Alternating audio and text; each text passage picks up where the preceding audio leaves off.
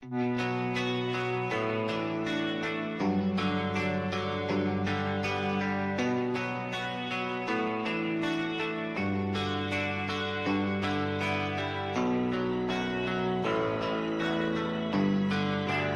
are you feeling?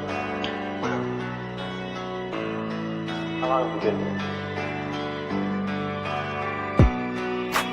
3 months, May 17th. And what brought you? That's difficult to answer.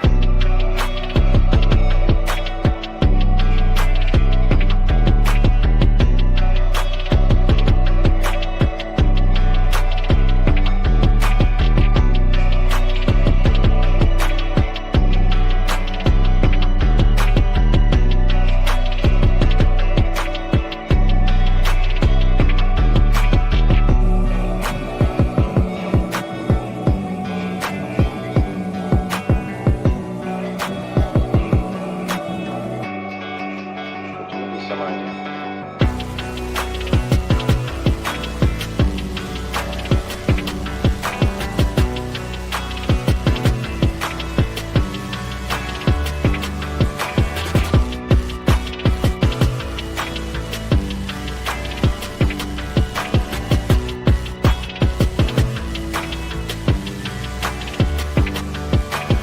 I am not completely like other people. What do you mean by that? People dislike me because I am not completely like them.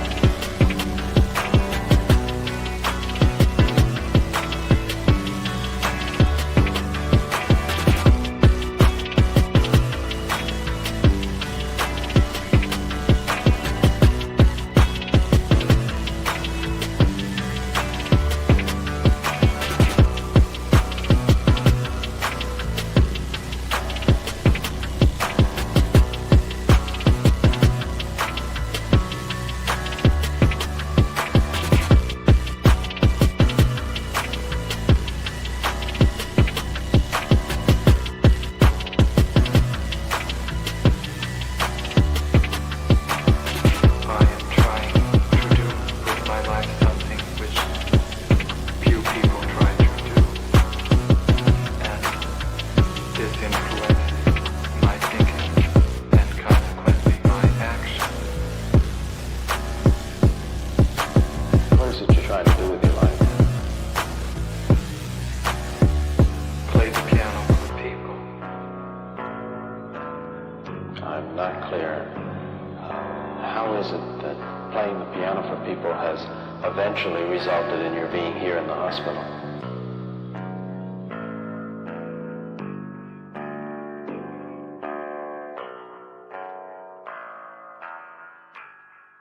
That's difficult to answer.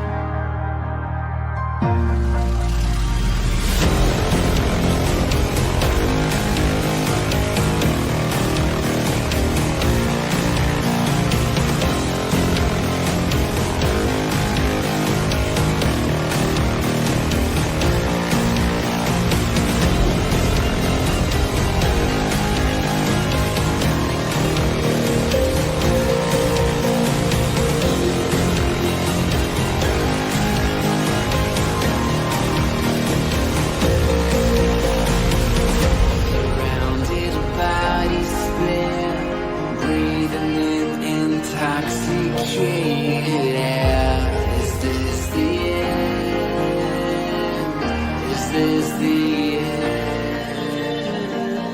There's a noise inside my head of crying people facing death. Is this the end? Is this the end?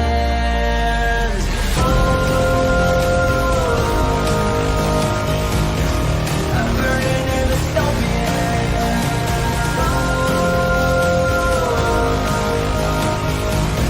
there's no place to hide.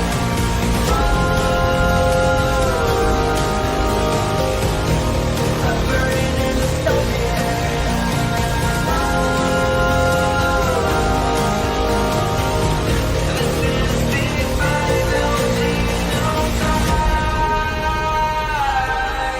what have we done to the world?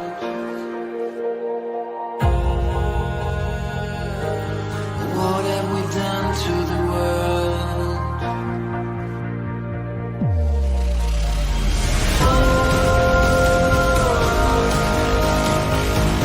I'm burning in the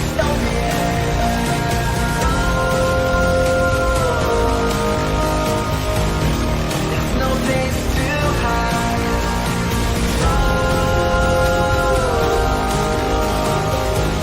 I'm burning in the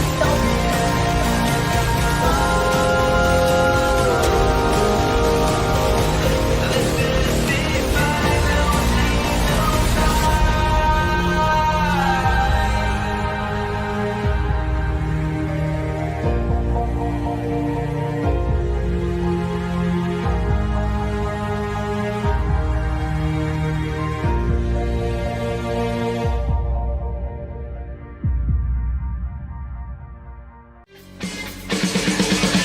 Won't anybody help us? What are we running for? When there's nowhere we can run to anymore. Can't afford to be innocent.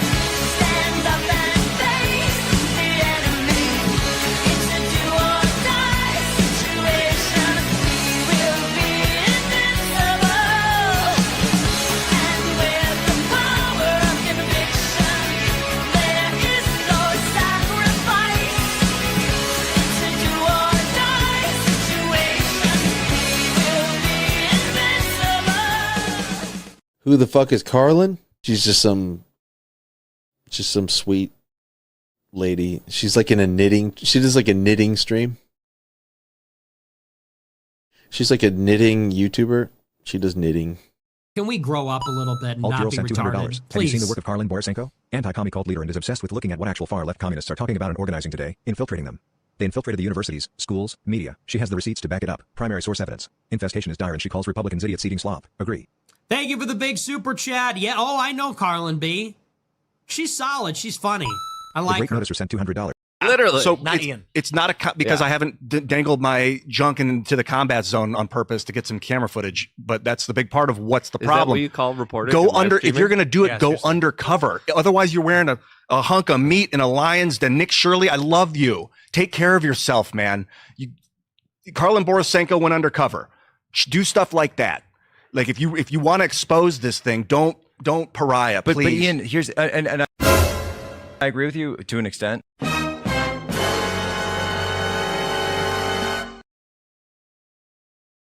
And lastly, we ask that there be no recording or streaming of today's sessions from the floor. And any disruptive behavior in today's session will result in being removed from the call. We please ask that there will be no recording or streaming of today's sessions from the floor. Any disruptive behavior today could result in being removed from the call. So, just be a nice person. So with the little housekeeping things out of the way, let's jump right in. Again, we ask no recording or streaming of today's session. We ask that be no recording or streaming of today's session from the floor. Any disruptive behavior in today's session will result in being removed from the call.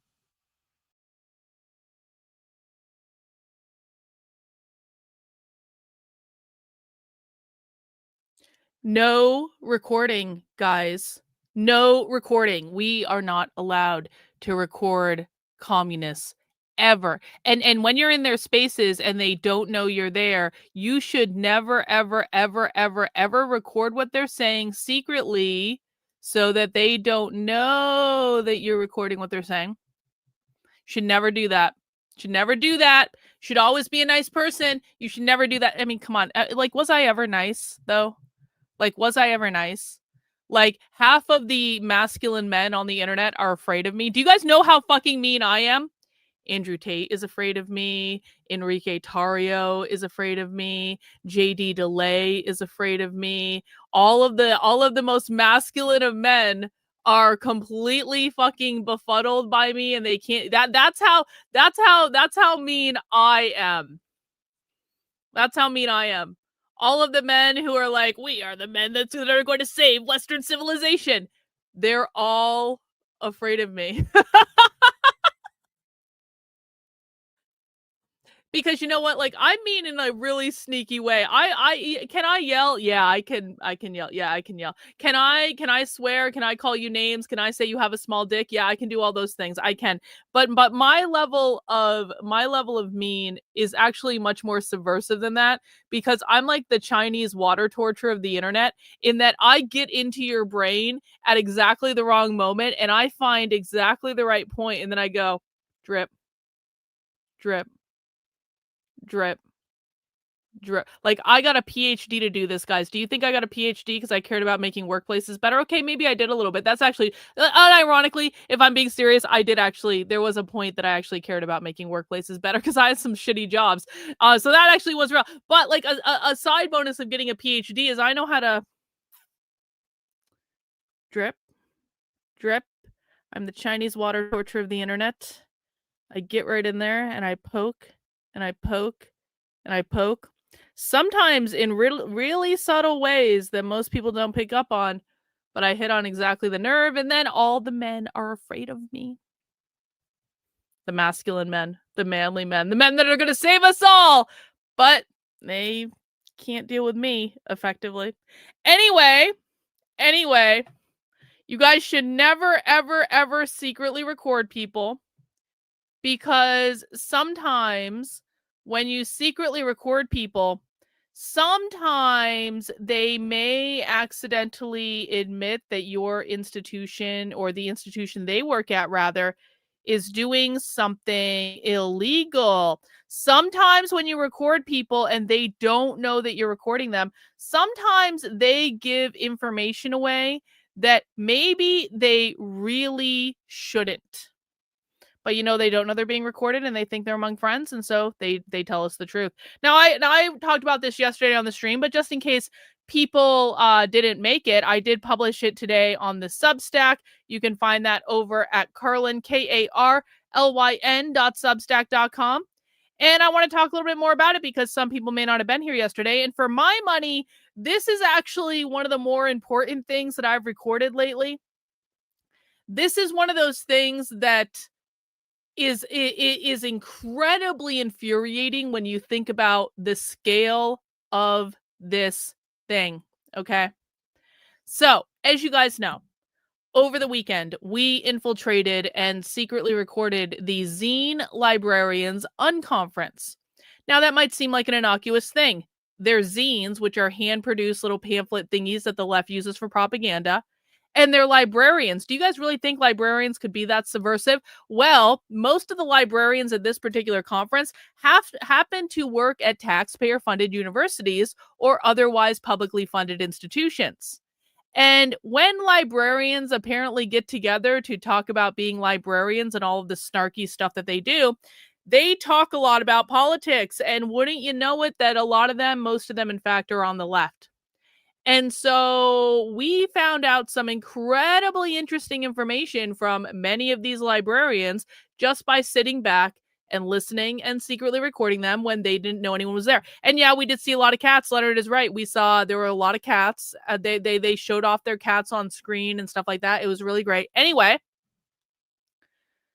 one of the more important stories for me that's come out of this conference is I think the SUNY college system in New York is training its staff to actually subvert ICE activities and police and law enforcement activities on campus?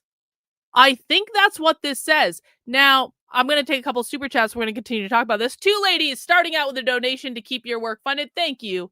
Thank you, 2 ladies. As you guys know, I'm 100% independently funded by you. My journalism only happens if you guys choose to fund it. So if you appreciate what I'm doing, head over to the Substack. That is Karlyn, KARLYN.substack.com. Sign up for a membership, $8 a month, $80 a year, or you can send me in a super chat, or there are other ways you can donate to down in the descriptions. I do appreciate that, 2 ladies.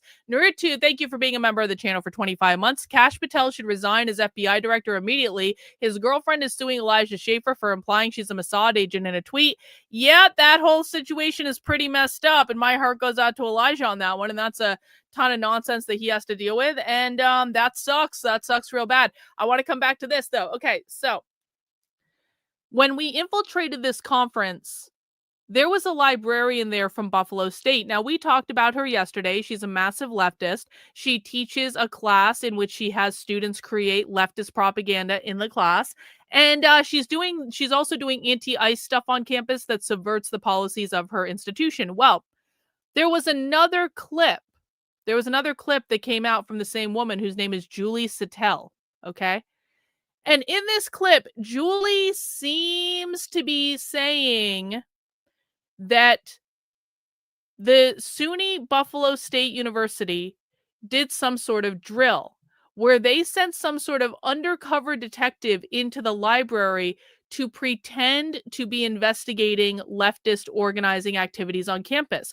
And the undercover guy, he interrogated students, he interrogated staff, he asked for lists of names of students who are doing leftist organizing on campus, and eventually this kind of really, they made the library staff nervous because they're all leftists, right? So of course they're going to be nervous if someone comes into the library and they're asking about leftist organizing activities. So the library staff called over to the university police, which is, just so people know, if you don't come from the world of higher education, university police are not the same as like the police. They're university police. They're only the police for the university. It's not the same as like your local police or your sheriff or your state police or something like that. It's like university security. That's really what we're talking about. Hey, thanks, I don't know, for gifting 5 memberships over on Rumble. Congrats to everyone who got a membership over on Rumble. Appreciate that, bro. So the library staff, when this undercover cop came in, they got nervous and they called the university police and they said, there's someone here interrogating us about leftist organizing on campus.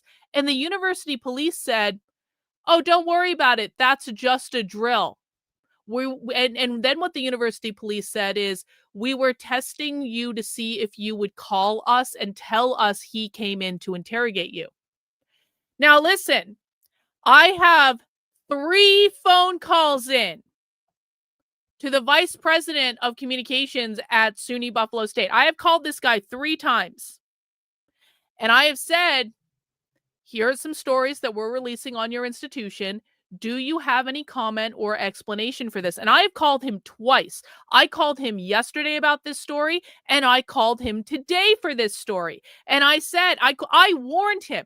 I warned him yesterday before I even talked about this story publicly. I called him and said, listen, bro, I know this is not what you want to hear right now, but I have a story of one of your librarians talking about how your campus police is doing training that seems to subvert ICE. And do you want to look into this and maybe get back to me with an explanation? So I actually gave the vice president of communication at SUNY Buffalo a head start. I said, because he's probably not involved in any of this. To be honest, I actually kind of feel bad for him. He's not involved in any of this, but I gave him a head start to go track down the information so that he could come back to me with some sort of explanation that is not SUNY Buffalo is training its staff to actively subvert ICE investigations and law enforcement. I'll get back to that story in a second. Reality is just gifted 20 channel memberships. Holy shit. I'm not going to name everyone who got a channel membership, but 20 new members of the channel right off the bat. Congrats to everyone who got a channel membership. Welcome to the family. We appreciate you being here. Thank you, Reality Is. Awesome. That's really cool. Guys, when you're a member of my channel, you get to come to my spy streams. Just pay attention to the community or post tab, whatever they're calling it now. And all channel members get to come to my spy streams where I record stuff, just like I did for this SUNY Buffalo story. So SUNY Buffalo knew yesterday that I had this clip. And I gave them time to run it down and to figure out what happened. Now, in theory, all the VP of communications would have had to do is call the university police and say, what the fuck were you guys doing? Listen, I worked in higher education a long time. I know how this works. One phone call, he could have gotten the explanation for what was going on. Thank you, OC, for that super sticker. I appreciate it. But apparently he didn't do that. So I called him back today. I released the story because I never heard an explanation. I called SUNY Buffalo back today and I said, hey, listen, bro, I just put this story out. And guess what? There's already people interested in talking to me about this. And that's true, actually. I think that Harrison Smith is going to have me on his show again on either Thursday or Friday to talk about this specifically. So SUNY Buffalo is about to get hit with that InfoWars audience. And I don't know that they're going to like that too much, which is going to be great for them. But hey, listen, I gave them a chance to respond to me and they didn't. I don't know over on Rumble says, I don't know is me. Oh, Cynthia. Guess what? I don't know is Cynthia. That was Cynthia. Cynthia, our queen. Cynthia, our queen. That's funny, Cynthia. Thank you for that. We appreciate it as always. So I gave him an opportunity to get back to me and give me some sort of explanation. And I do mean this. If SUNY Buffalo has any explanation for what the hell was going on when the campus police sent in an undercover agent into the library to try to run a drill to see if the library staff would alert the campus police if ICE or law enforcement were on campus, I would really like to hear what that explanation is. And if SUNY Buffalo ever gets back to me with a statement, I will release that statement and I will make sure people know about it and I will read it word for word.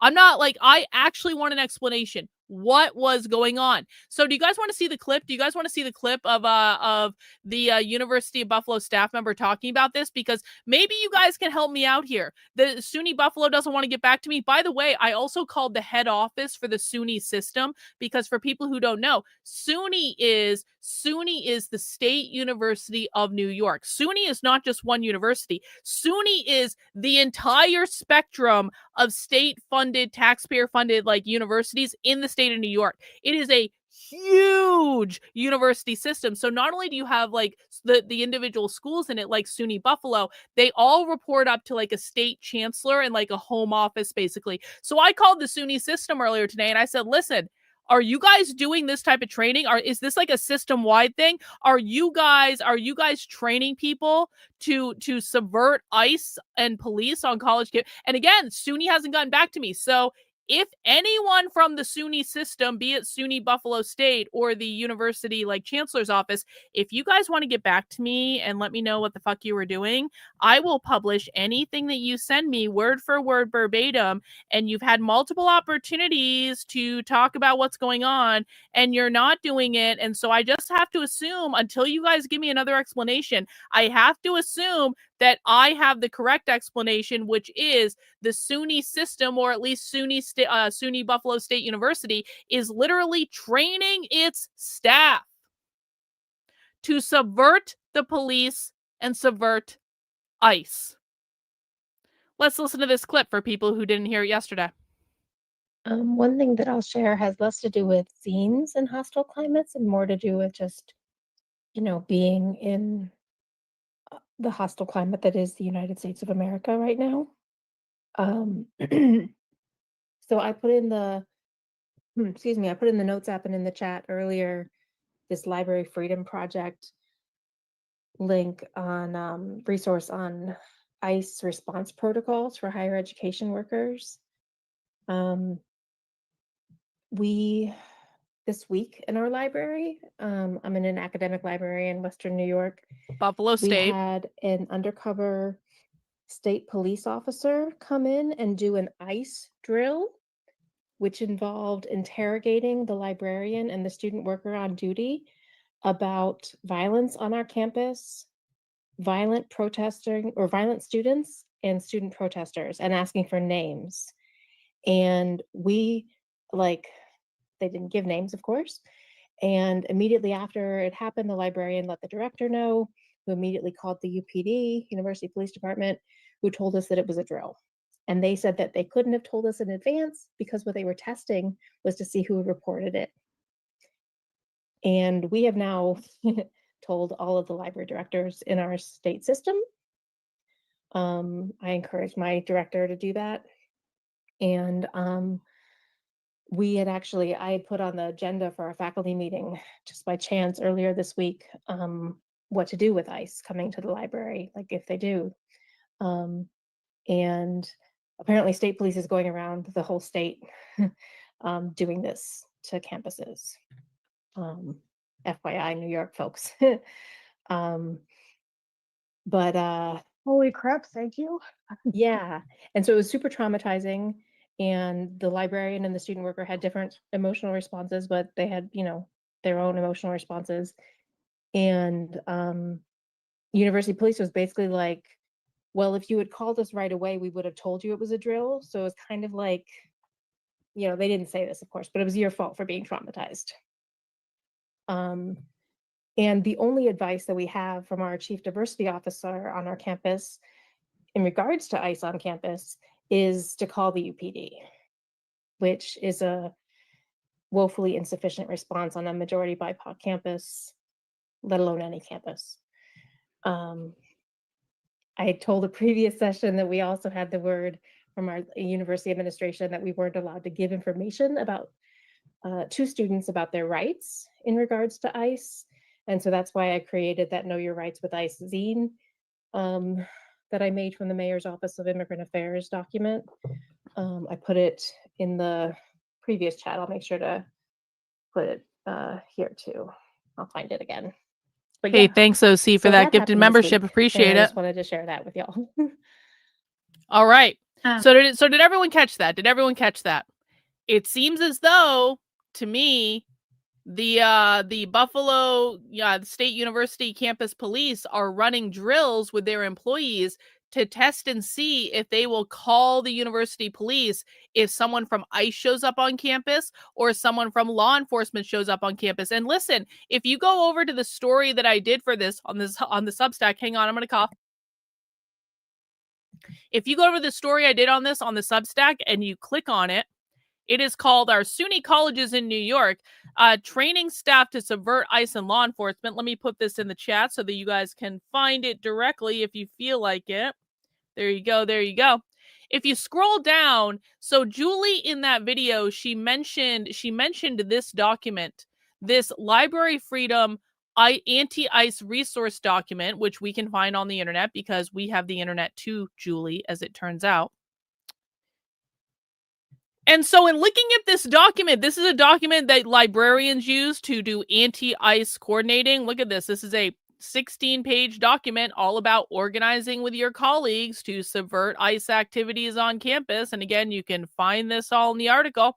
It tells them how to share information with each other, what they're allowed to do, what they're not allowed to do, making sure they're not giving away any data that they're not supposed to the police, training staff on how to do this stuff, solidarity building with other higher ed workers, mutual academic defense compacts. That's a thing, apparently, on the far left. You guys read this? Mutual academic defense compacts. Signatory institutions pledge to provide meaningful support to other signatories that face federal government attacks on autonomy. This whole thing, to me, seems to be an entire effing document on how to do anti-ICE organizing on college campuses for college librarians. And it kind of seems to me like we know, based on what Julie said in this here clip, that minimally SUNY Buffalo is using this document, and possibly also SUNY Buffalo is training its employees to actively subvert ICE and the police on campus. Let's just listen to that again, just to make sure we have it correct. One thing that I'll share has less to do with zines and hostile climates and more to do with just, being in the hostile climate that is the United States of America right now.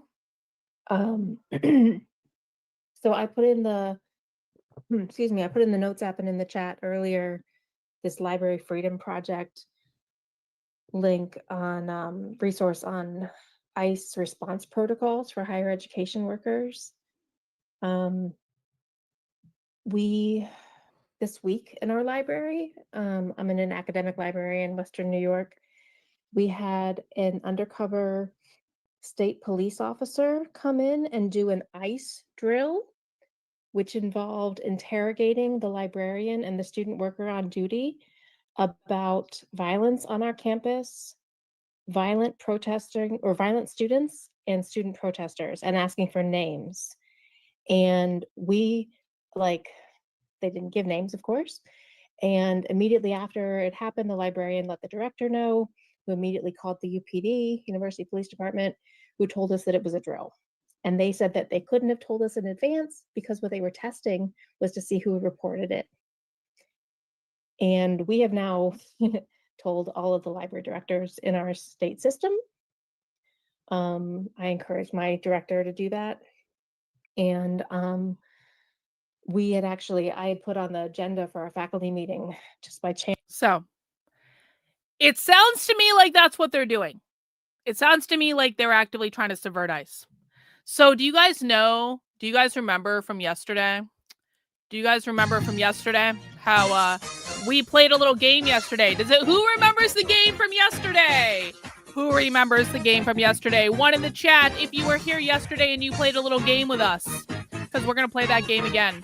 Are you guys ready to play the game again? Are you ready? The game is called We Are Going to Get a Leftist Librarian Fired from Her Job. We are going to get at least one scalp in this. We may get as many as several scalps in this. Who knows how much other footage I have on this woman? Who knows how much other dirt we can find on this woman? Now we've got our eye on SUNY Buffalo, because we know that SUNY Buffalo is a massively leftist institution.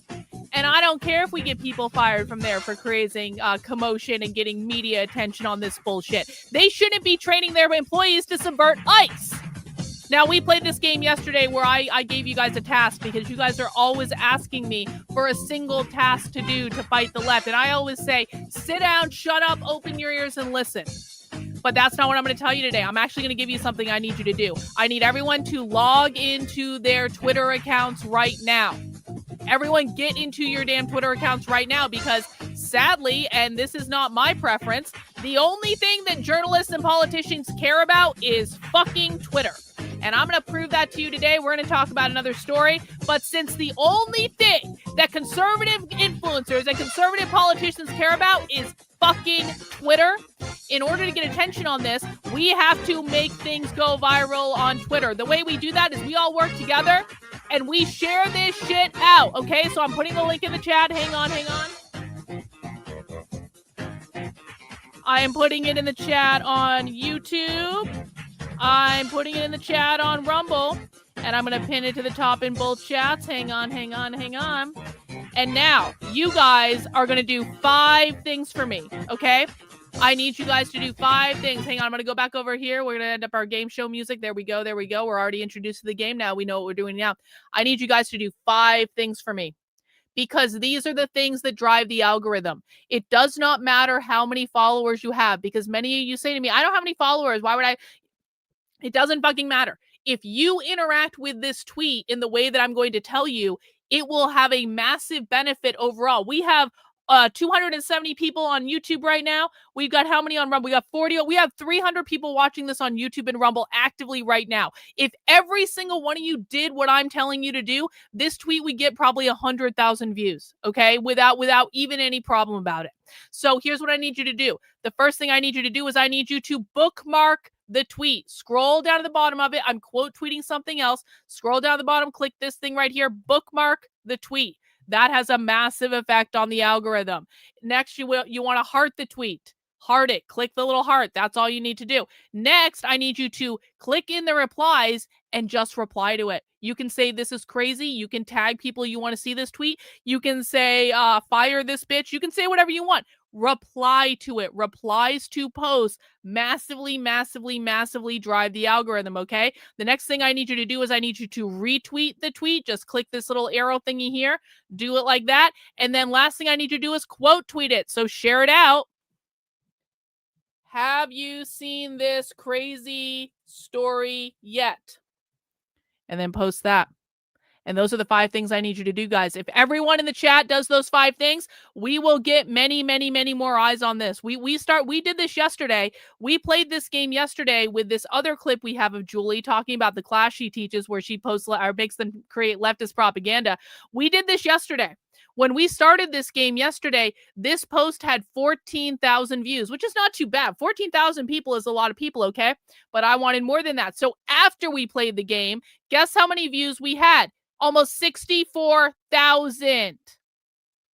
64,000. You guys got the reach on this increased by 50,000 people. That is a fuck ton, and I know people are now paying attention to this. Now, it may not be as viral as some posts, but that is a lot of fucking people to see a single post, okay? We can do the same thing with this one. And the more we do this, the more this information gets out, the more eyes we put on this, the more likely the Trump administration is to actually do something about it. The more likely it is to actually get reported on conservative media, because all conservatives care about is Twitter, and that is it, and that's all they care about. And so we have to play their game. All right. So I want to see ones in the chats. Have you guys played the game? Have you guys bookmarked the tweet? Have you guys liked the tweet? Have you guys replied to the tweet? Have you guys retweeted the tweet? Have you guys quote tweeted the tweet? I promise you, if every single person that's listening right now did all of those things, then this would go massively fuck off viral. But I need your guys' help. This is not just about me. This is about us. We have to work together. We're not a collective. We're like a voluntary association. But like we have to work together here. So again, bookmark, heart, reply. It doesn't matter what you say in the reply. Just reply. I mean, maybe don't be a dick about it or anything, but maybe say something nice. Maybe tag someone that you want to see it. Retweet the thing and quote tweet the thing. And if you quote tweet it, then I will retweet you, and that will get even more views, because we have to play this stupid game, because all conservative influencers and pundits care about is Twitter. Okay. Yeah, we are fucking the algorithm right now. We are bending the algorithm over and fucking it. We are making the algorithm bend to our will right now. The conservative media doesn't want to report this shit. Okay. Okay. All right. We will bend the algorithm over and fuck it. And I have no problem doing that. All right. Everyone done it? Okay. So hopefully this gets some more views on it, and hopefully people start paying attention, and hopefully the government maybe does something about this, because I don't know, man. I don't know. The entire SUNY university system rebelling openly against ICE and training employees to do anti-ICE shit, that seems a little bit much for me. Yo! Biotechnic in with the 20 gifted channel memberships. Holy shit, everyone's getting a membership today. Everyone's getting a membership today. Congrats to everyone who just got a gifted channel membership from Biotechnic. And now Cynthia is back with another 5 gifted channel memberships. Everyone's going to be a channel member from here on forward. It's like you guys are just handing them out like candy lately. And I really appreciate it. Congrats to every single person who got a gifted channel membership. That's awesome. Up to almost 50 new members of the channel already today. Insanity. Over 50 new members. Insanity, guys. Insanity. Well, we did have some action last night. Guys, did you know that Antifa hasn't gone away? Did you know that do you guys remember a month and a half ago when the Trump administration issued an executive order declaring Antifa is a terrorist organization? And conservatives were like, we won, Antifa lost, Antifa's over, they're a terrorist organization. Did you guys know that Antifa didn't actually go anywhere? And did you guys know that yesterday at this UC Berkeley event, they were causing all sorts of fucking chaos at this Turning Point USA event? Look at all this. Actually, let's look at some other videos here. We got this guy right here. He got attacked by Antifa. They're back. Nazis go home. Nazis. It's like 2016 all over again. Fuck you, fascists! Fuck you, fascists! Chingala migra! Chingala migra! Amalek, this has got to bring back some memories for you. This has got to bring back some memories. Chingala migra! Fuck you, fascists! Fuck you, fascists! Let's fast forward a little bit. Oh, here they're getting in a fight. they're getting in a fight. What happened? What happened? Rewind. It is our Look, job. okay, I just want to point something out. What's on that banner? What's on that banner? What's on that banner? Do you guys see what's on that banner? Do you guys see what? Did you guys see this? What's on that banner? What do we see on that banner? Is that a triangle? Is that a fucking triangle? Is that an upside down triangle? Okay, got it. It is our job as students to be educators within the student movement. It is not enough to say fuck fascism when we don't tell why we Trans need it. anarchy flag. There's a trans anarchy flag right there. You see it? Trans anarchy flag. Okay, this is it. No more trans shit over here. Those are queer Marxists. These are queer Marxists. Oh, here we go. Here we go. Fight, fight, fight, fight, fight. It's like the good old days, like 2016 again. Someone's going to get hit with a bike lock at any moment. Police, break it up! Police, break it up! Hey, wait for it! Break it up! Using the bike. So they got into a fight. And we're not going to watch the whole thing. We're just going to skim through here. Here's another view of all the protesters over here. Hey, thank you, Goro, for the 5 gifted memberships over on Rumble. Appreciate you, bro. That's awesome. Congrats to everyone who got a membership. You can see the police are dragging people away. Look at this. Look at this thing. They're setting some fire off. Look at this. Boom. Fire.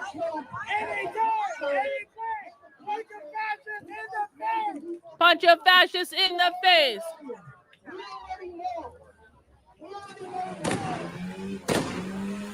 Oh, this looks good.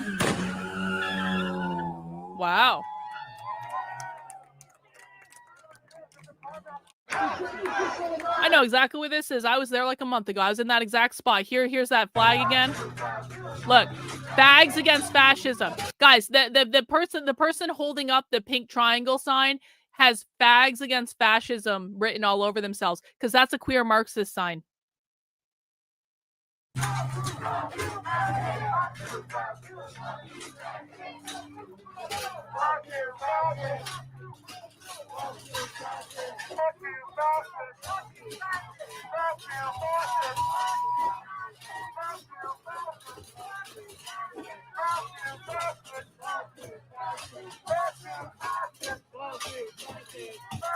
So Antifa is back. Antifa's back in Berkeley. It's like the good old days. I highly recommend you guys follow the Frontlines Turning Point USA account. They really do a great job of covering what's going on the ground. Of course, we love Jonathan Cho. He's the one that followed me around to all the anarchist book fairs. But I do, in general, think the Frontlines team actually does a really great job of just providing boots on the ground footage. I don't always like their commentary and I don't always agree with their commentary, but I do think in terms of like getting out there and making sure they're getting the footage that we want to see, they do an awesome job. So I definitely recommend people follow them. Now, guys, what do you think the response from the Trump administration is? Because now we have basically like Berkeley Part 2. We have the Battle of Berkeley Part 2. Okay, maybe it's not quite that severe. Okay, fine. But what do you think the response from the Trump administration is? Now, remember, the Trump administration a month and a half ago declared Antifa a terrorist organization. So what do you guys think the response is? Well, hey, we know what the response is because we have their tweets. We have this tweet from Attorney General Pam Bondi. Pam says, Antifa is an existential threat to our nation. The violent riots at UC Berkeley last night are under full investigation by the FBI-led Joint Terrorism Task Force. We will continue to spare no expense, unmasking all who commit and orchestrate acts of political violence. Under President Trump's leadership, pursuant to his executive order designating Antifa as a domestic terrorist organization, the Department of Justice and our law enforcement partners are dismantling violent networks that seek to intimidate Americans and suppress their free expression and First Amendment rights. So, guys, the Department of Justice has formed a committee to investigate Antifa. Now, keep in mind, they've made a couple of arrests in Chicago because there was actually like violence in Chicago. They made a couple of arrests of people in Chicago, but I don't even think they charged them as Antifa. They arrested the Antifa who shot up the ICE facility in Texas. That's true. But it kind of seems as though the Department of Justice answer to the ongoing Antifa violence is that they are going to start a committee that's going to formulate an investigation where they're going to, pinky swear, trust me, bro, uncover all of the Antifa networks. But they haven't actually, done anything like arrest them. But of course, we have 3 responses from Harmeet, guys. As people know, Harmeet Dillon is the Assistant Attorney General of the United States. Harmeet Dillon is responsible for stopping DEI on college campuses. Harmeet Dillon is responsible for making sure the police treat people fairly. Harmeet Dillon has many responsibilities in the Department of Justice. But Harmeet Dillon told me directly that she cares more about my capitalization of the term overthrowing the government than she does in getting communists off campus. So I've been a little bit skeptical about Harmeet's commitment to actually stopping this shit.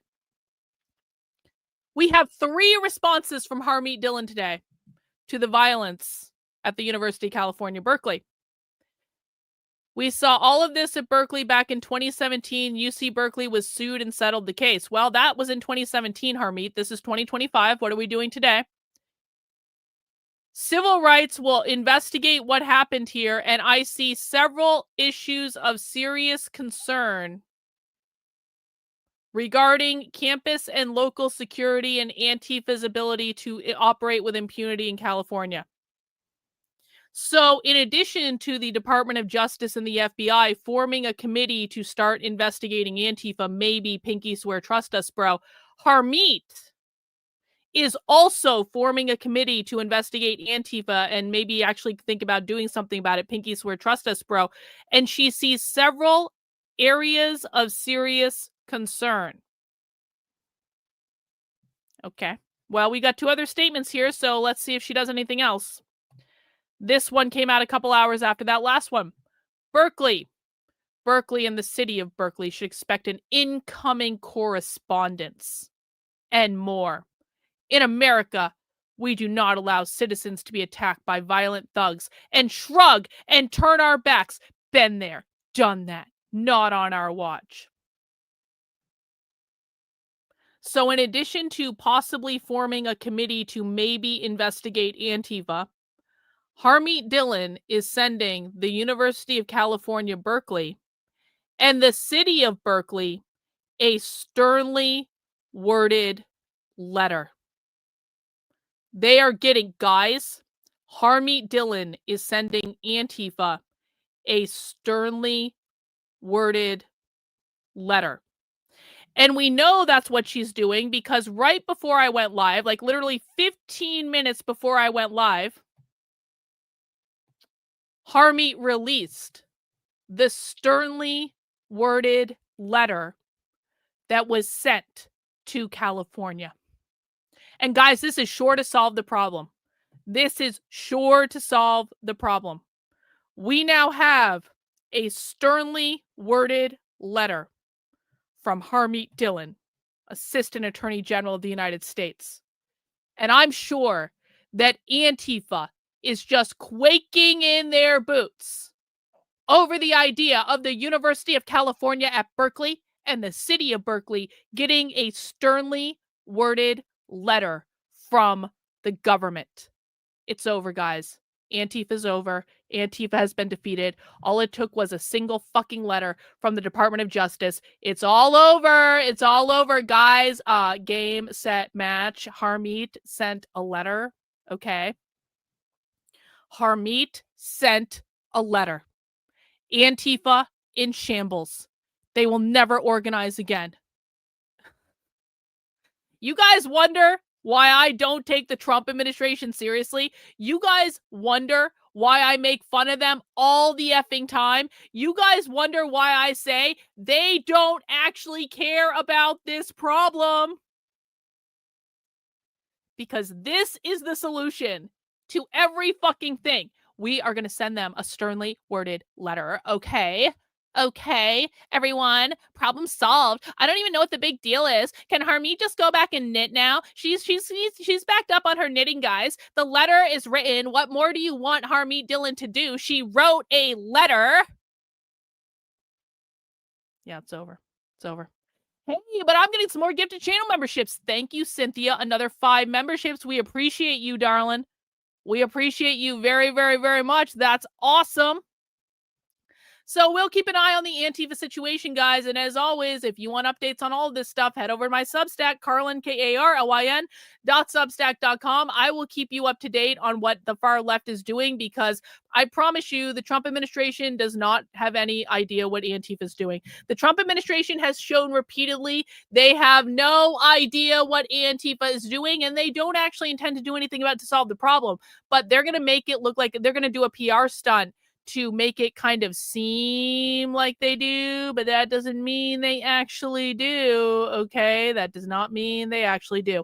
Trendlin, no, I did not see your chat. I did not see it, so you have to send it again. Now, I do have some chats that I want to talk about because we have someone here who I don't recognize who seems to be from JD Delay's channel, and I don't know. He sent in the same fucking chat like 4 or 5 fucking times.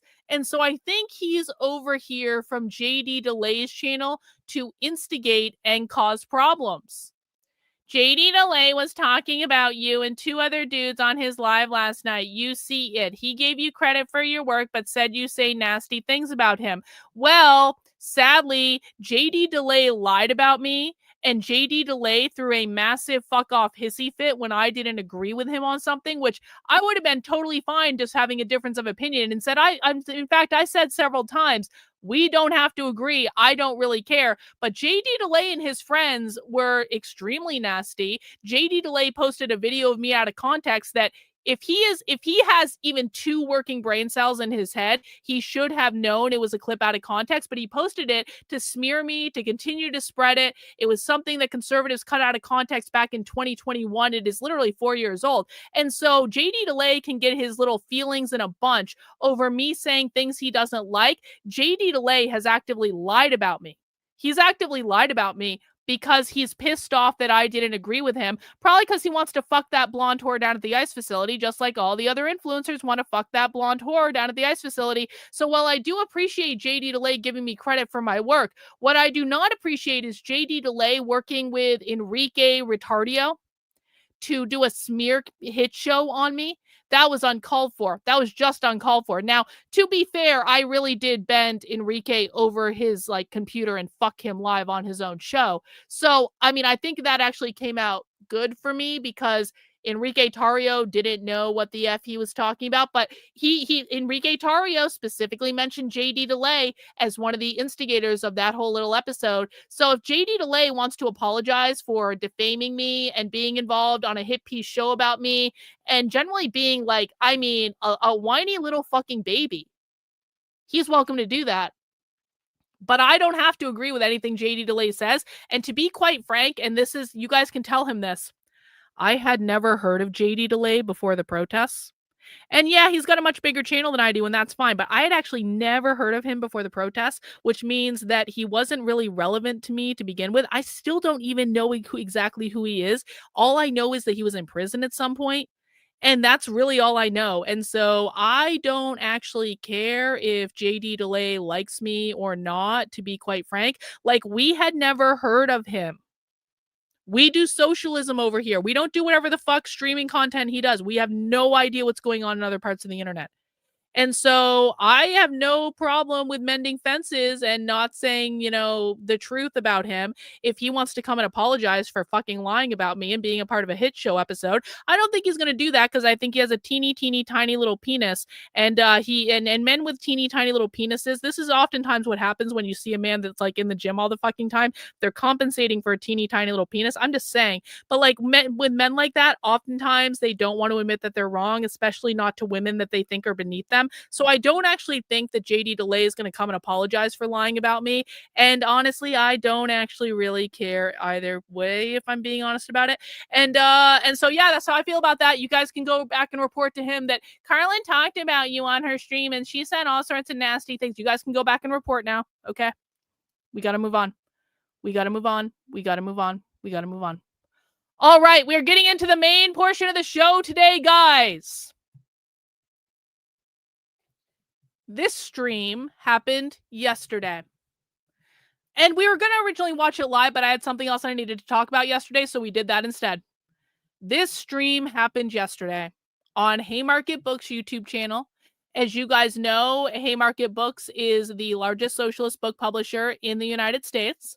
And they had on a guy named Brian Bean. Now, we have watched Brian Bean many times on this channel. Brian Bean is one of Reagan's favorites. And the reason that we like Brian Bean, hang on. The reason that we like Brian Bean is a revolutionary communist that really doesn't give a fuck and says everything. This guy says everything. And he says it usually in really easy to understand terms. And so we have heard Brian Bean call for the overthrow of the government, like on more than one occasion. Brian Bean just wrote a book about abolishing the police and the history of abolishing the police. He wants to get rid of the police, jails, all that stuff. He's married to another one of our favorite socialists. We found this out this past year. He is married to Mary Bowman. Mary Bowman is someone that I recorded from the Socialism 2023 conference and then got Vivek Ramaswamy to retweet it because Mary Bowman specifically called out Vivek for supporting the nuclear family. Mary Bowman does not support the nuclear family. And so I clipped that shit and I sent it to Vivek Ramaswamy, and then he retweeted it and responded to her, and Mary Bowman did not like that at all. I'll tell you what, Mary Bowman just wanted to talk about Vivek behind his back, but Mary Bowman did not like it when Vivek responded to her on Twitter. So that is Brian Bean's wife. We found that out last year. Congratulations to Brian and Mary. You two are a match made in heaven. Yep, they're married. They are married. Yeah, I don't understand this either, to be quite honest.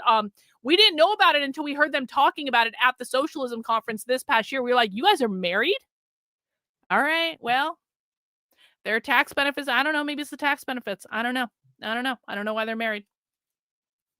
Anyway, they may still be polyamorous though. Listen, just because they may still be polyamorous. So if they're not in a monogamous relationship, then that's a different thing. But we're going to talk about, you know what? We'll do family therapy with Brian Bean and Mary Bowman another day. And I'm sure there's a lot of therapy to do.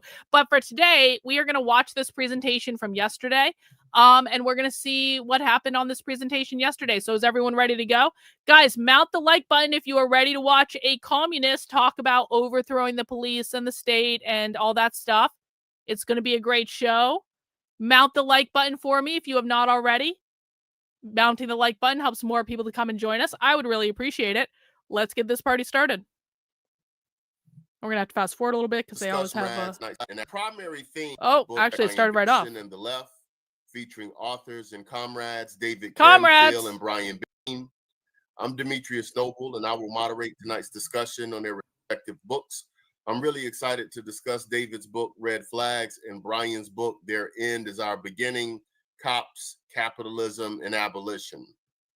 So just to kind of open things up, a primary theme that is explored in both books is a leftist critique of the state.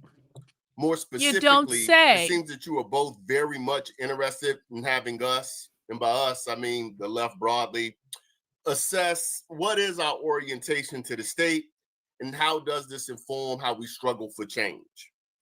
And if I may throw in another question there, I'd like to add, what should our orientation to the state be right now as we currently assess where we are and what is needed to organize and struggle for the types of revolutionary projects and goals outlined in your respective books? Well, I'll go first. Thanks, Dee, for being here, and excited to be in conversation with David, and looking forward to seeing what kind of questions and comments come up in the chat. But I'll start talking about that big question about the state. And I think it's funny to just talk about that, because sometimes in doing the day-to-day work of building movements and guys, when they say the state, let's make sure everyone understands the vocabulary, okay? Don't ever make any assumptions about what the left means when they say a word. We have to make sure we're defining everything, because as a reminder, guys, again, I'm doing this for people who are newer to my work. The left may use the same vocabulary as you. They do not use the same dictionary. So we can use exactly the same words, but have completely different definitions for those words. So let's just go back to basics here. What does the left mean when they say the state? Because some of you might think, well, they want to build their own state. They want to be in charge of their own state. What does the left mean when they say the state? They want to overthrow the state, abolish the state. They mean, thank you, Reagan, the capitalist government. Now, it's not just the United States government. Of course, we focus on the United States, and they do mean here, but they mean the capitalist state, the capitalist government.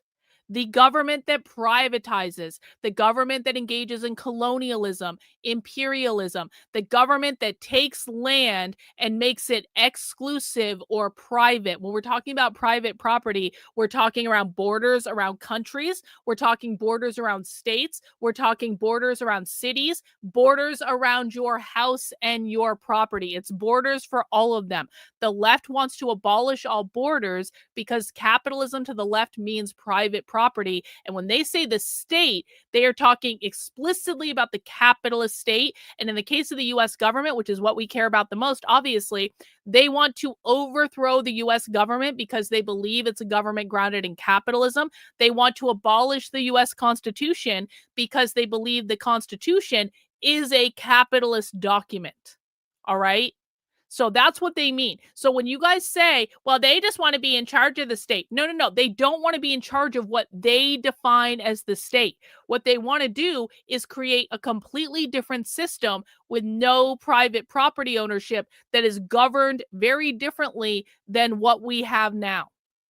Does everyone understand?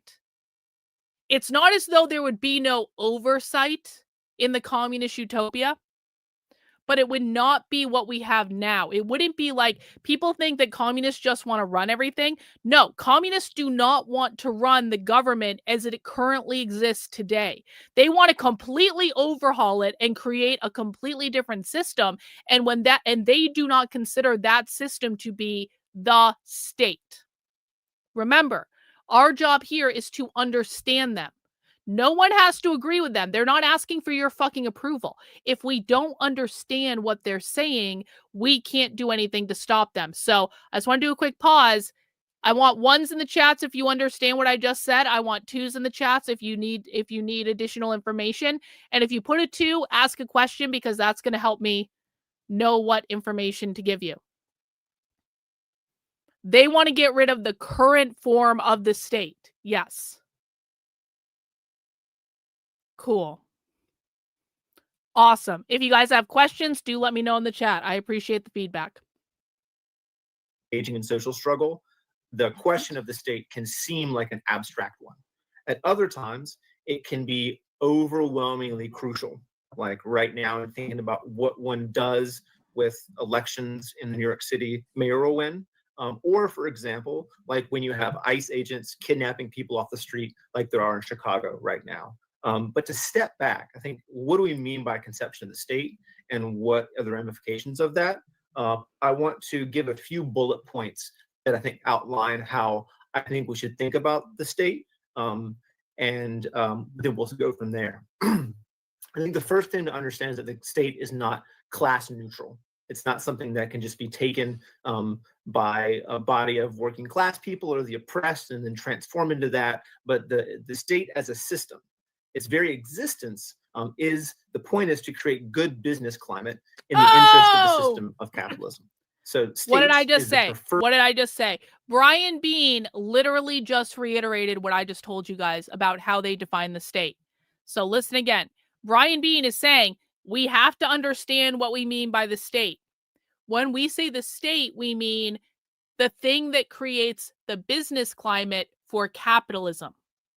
That's what they're talking about. That is what they believe the function of the U.S. government is. That is what they believe the function of the United States Constitution is to create an environment for capitalism. Listen to them say it. And then we'll go from there. I think the first thing to understand is that the state is not class neutral. It's not something that can just be taken by a body of working class people or the oppressed and then transform into that, but the state as a system. Its very existence is the point is to create good business climate in the interest of the system of capitalism. So boom. The point is to create a good business climate in the system of capitalism. Camp asks a good question. That's why they say real communism hasn't been tried, because there hasn't been a single state utopia without borders. That's exactly correct. That's exactly right. They believe for something to be real communism, it has to be global. Because, first of all, they don't believe borders should exist because borders are the thing that makes private property. They don't believe countries should exist. They believe completely open borders because they believe borders are just a manifestation of capitalism. But also they believe that if a communist state is surrounded by capitalist states, the capitalist states will always be attacking the communist state and make it impossible for the communist state to function. So yeah, that's exactly right. The reason they say that real socialism, real communism has never been tried, it's because it's never been tried on a global scale. Remember, these are people that explicitly denounce Stalin and Mao. So they're not followers of that precedent. They have their own ideas, and their ideas are globalist. Now, one last thing I'm going to say on this. Do not confuse them with the WEF. We are not talking about the WEF here. The WEF is a problem, but they are a different problem. So the WEF are globalists because they're techno-fascists.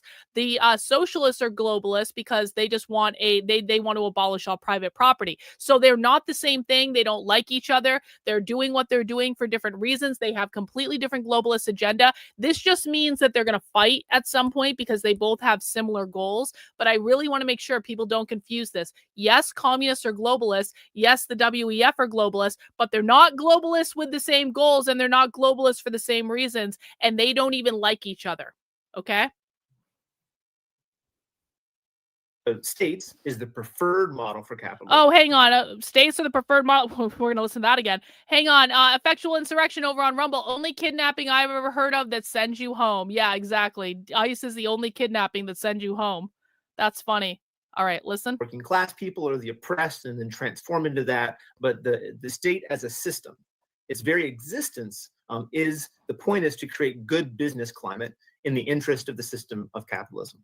So states is the preferred model for capitalism, as opposed to direct rule by individual capitalists. So this is unlike times in the past, pre-capitalist societies, where they were often ruled by one individual, a king, a dynasty, etc. This is especially brittle because under capitalism, one feature of it is that while the capitalist class, all the billionaires, etc., while they're in solid solidarity against the interests of us, the vast majority of humanity, capitalists are in competition with each other. Individual capitalists are not good at administering what is best for the system as a whole because their individual profits always dictate their interests. So Jeff Bezos can't really determine what is best for the system of capitalism because he's really invested, and I use that word intentionally, in maximizing his own profit. So a body that has a relative separateness over society exists. This is what Marx talks about as far as a committee of the general interests of the bourgeoisie. That's what the state is. And that body that has this relative separateness. Wait, Marx said that the state is a committee of the general interests of the bourgeoisie. Bourgeoisie means capitalist, guys. It means property owner. That has a relative separateness over society exists. This is what Marx talks about as far as a committee of the general interests of the bourgeoisie. That's what the state is. And that body that has this relative separateness has to have the ability, has to be able to enact its will, administer taxes, set and enforce laws. And those things, of course, almost always done against us, working class, the oppressed, the dispossessed, but occasionally that does act against individual capitalists. So it's a capitalist state because it runs on tax revenues and then require investment. There you Capitalists go. invest, the state very quickly goes into crisis, so state administers political choices. All that is kind of the horizon of what states do is set by what is best for the general business climate of the system of capitalism. So that is why it's a capitalist state. But what allows it to do these things is entirely that of the police. So behind the force of every law that is set. So what allows the state to function to uphold capitalist society? The police. The reason that communists and socialists want to abolish the police, defund the police, and by the way, when they say the police, they also mean ICE. They also mean Border Patrol. They also mean the Department of Homeland Security. They mean all of it. They use the terms interchangeably, but they usually just use the colloquial term, the police. But they do refer, they mean ICE with everything that they're saying as well. They believe that the police are the managers of private property. They believe the only thing the police are good for is protecting the interests of the property owner. Therefore, the police are the managers of capitalism. Therefore, police exist to protect capitalism. Does everyone understand? You're about to hear him say this, but we have the capitalist state, the capitalist government, and then the police exist to protect and uphold the capitalist system. So if you want to abolish capitalism, as Brian Bean absolutely does, you have to abolish the police in order to get to the capitalist government and the capitalist constitution. Capitalism. So that is why it's a capitalist state. But what allows it to do these things is entirely that of the police. So behind the force of every law that is set, as innocuous as pay your taxes, or don't sleep here, or get off the street, or don't do this, or you can't strike. Every single command, every single sort of legal setup that the state has behind it is the threat of violence, the threat of the policeman's baton and the gun that allows it to continue to move as it does, to churn out profit for the ultra rich and the billionaires. This is why Lenin, the Russian revolutionary, described the state as a special body of armed men. I think that basic description still applies today, and I leave it gendered as men kind of on purpose. You look at the federal government now, and before Trump came in, already 75% of all federal employees, be they Department of Defense, be they prisons, be they Border Patrol, be them FBI, CIA, 75% of all federal employees will be encapsulated as a body of armed men. And these numbers have been shifted even more by Trump's huge cuts to the administrative state, firing people in the Department of Environment, the Department of Education, and his dramatic multiple 100% increase in the budget that is going to these ICE and Border Patrol agents who are terrorizing our communities of the day. So the state at its core is that of a special body of armed men that carry. So he said it there. He said it there. This is also about ICE and Border Patrol that are terrorizing their neighborhood by kidnapping their neighbors and sending them home to their home countries and stuff like that. So he's telling you this is all about the police, but also ICE and Border Patrol are the same as the police. Huge cuts to the administrative state, firing people in the Department of Environment, the Department of Education, and his dramatic multiple 100% increase in the budget that is going to these ICE and Border Patrol agents who are terrorizing our communities of the day. So the state at its core is that of a special body of armed men that carries out the interest in the committee of the general capitalist class to keep the system going in all its violence and terror. And so what is this? I wanted to let him finish there before I address this. See, and now the truth comes out. So we had one of JD DeLay's audience members in the chat earlier going, Karlyn, JD DeLay was talking about you last night and how you were so mean to him. And now I find out that really, JD DeLay wasn't really respecting me or my work last night. He was really shitting on me last night. Listen, man, listen. Here's what I'm going to say. Here's what I'm going to say to all of the retard men from Portland. Here is what I'm going to say to all of the retarded streamers who are currently obsessed with me. I have other shit to do that's more important than you guys. I barely even know who JD DeLay is. I don't know who Chad Keaton is other than he's a streamer in Portland. I have no idea who he fucking is. I don't know why Enrique Tarrio is even relevant now, because it seems to me that he's a massive faggot that got bent over and fucked on his own show by me when JD DeLay, Chad Keaton, and Enrique Tarrio and all of their stupid friends got together to formulate doing a hit piece on me, and they all tried their very best. All the masculine men really got together and tried their best to do a hit piece on me, and I bent Enrique Tarrio over and fucked him on his own fucking show. Okay? I have no idea who any of these people are. I can form temporary alliances on the internet when it makes sense to do so, but the fact of the matter is all of these people have is Portland. That's all they have. They have nothing else because they're just streamers on the internet. Unlike you guys, I actually have my own thing that I need to do. I have infiltrated multiple leftist events that you guys don't know about. I've had to use fake names to sign up for these events because if I signed up for them under my own name, I would get kicked the fuck out. I've had to do a whole bunch of fucking clips. I have a boat ton of fucking clips from secret leftist recordings that I haven't even fucking made yet. I'm trying to start a nonprofit over here. I'm trying to do research to find out what communists are talking about today. I've got a million other things on my plate that have nothing to do with JD DeLay and his small-dicked friends. Okay? So I cannot be more clear about this. I don't care what they say. They can keep crying about me if they want. But if they keep crying about me, it's just, it's because they have nothing else to do in their sad, pathetic life, and I'm too busy for this shit. Now let's get back to the presentation, shall we? Abstraction mean? It means that if we want to seek to abolish the police, so in my book, I talk about the need to... We want to abolish the police. Get rid of the police. That's something that is a large movement about. If we want to seek to abolish the police, then we're seeking to abolish the thing that is in many ways necessary for the state to keep functioning. Appreciate it, to Cynthia. Thank maintain you. its monopoly of legitimate violence. So Thank practically, you. I think that's the other part of the question, Dee, the consequences for strategy are this. We will not abolish the state. We will abolish the police through the state. Like we're going to win electoral power and then just dissolve them as an agency. But similarly, we can't go around that state. We can't just make up the alternatives on a community basis and assume the police will disappear or wither away. The police will never be obsolete for the ruling class, even as much as we make them obsolete for us. So we may engage in struggle on the terrain of the state and government. I'm trying to put the pressure on government to do things like have mental health workers respond to mental health crisis, engage even in running electoral struggles. Hang on. This is a good question in the chat from 95. Do I believe there will be a civil war within the next 10 years with all the investigating you've done? Yes. Yeah, I 100% believe there will be a civil war. I've talked about this many times. I even said this on Fox News with Jesse Waters that one time. I believe the civil war will be radical revolutionary socialists versus the federal government.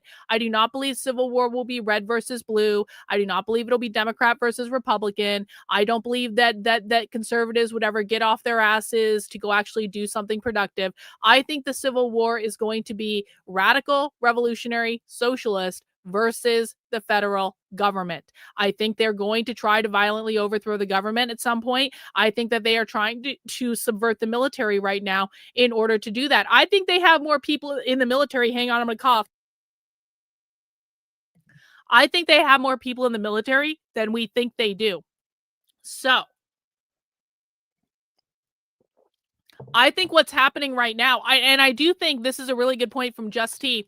I think that this 2028 general strike is supposed to be the spark that starts the revolution in this country. So I even think it could be much sooner than 10 to 15 years, although I do think as an outside bet, that's actually what I would bet. The thing of it is so there are a lot of far left groups in this country right now that are organizing explicitly, and they're saying so you have groups like the Revolutionary Communists of America, which is a political party. But the Revolutionary Communists of America is the first to say, we're not running in elections. We're using a political party to give people something to join because we think the revolution is just around the corner and we want to be prepared and fully organized for the revolution. So right now, what the communists are doing is they're literally getting all their ducks in a row. It's like they're moving their chess pieces around the board and they're like 30 moves away from checkmate, but they can see it. And they're just getting their pieces in place. And then at some point they're going to attack. And is that attack going to come with the general strike in 2028? Is that attack going to come in 5 years, 10 years, 15? I don't know. And I don't think they know either. But I do think it will come at some point, and I think the right is completely unprepared. And if Harmeet Dillon and Pam Bondi think that a sternly worded letter is going to stop this, they are out of their fucking minds. No one on the right is prepared for what the left is doing. And they don't want to listen, and they just want to whine and talk about their feelings all the time. And it's like, it's all happening right in front of us. They're doing it right in front of us. They're talking about it. We've streamed it on the channel before. No, they're using the Russian Revolution as a model. They like, it's not to say that they agree with Lenin on like everything, because they don't. But a lot of them are using the Bolshevik Revolution as a model. Anyway, good question. Thank you. Similarly, we may engage in struggles on the terrain beyond the state, so working to build communities that are organized to better handle conflict, that can work to collectively keep each other safe.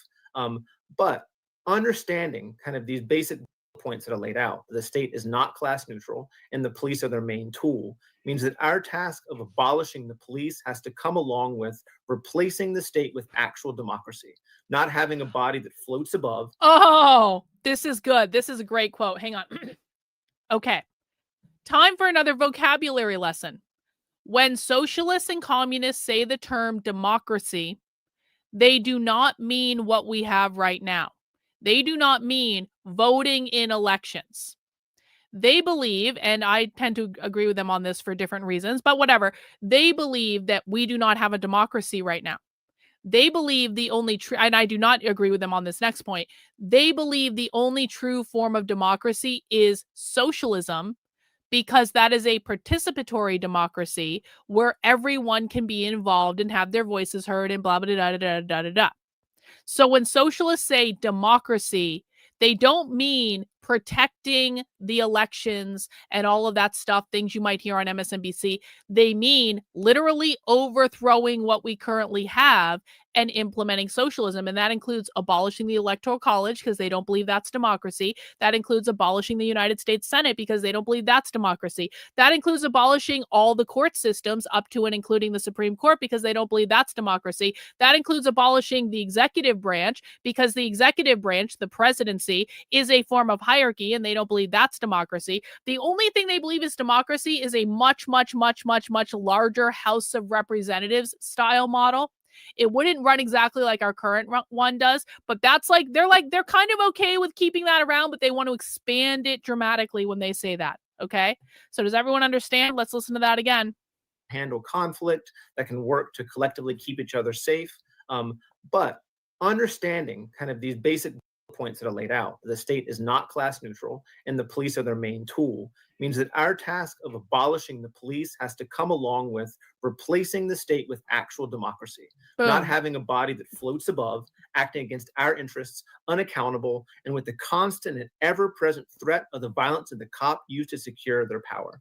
And vice versa. I think this is what David gets at in his work. Any attempt to really win a society that's democratic, which we actually control our resources, our labor, and our destinies, will at some point come against the police, that institution that is always used to thwart our dreams and strivings for a better world. So guys, again, I need to remind everyone, for new people, it does not matter if you agree with them. It does not matter if you think this is a good idea.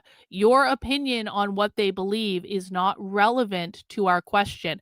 I don't mean to hurt your feelings, but I need to remind you that our goal here is to understand them and to understand what they're doing and to understand what the goal is. How you feel about their goal makes no difference to them at all and is not going to change what they're doing and is not going to impede them in any way. The goal here is not about your feelings. The goal here is to understand what they believe.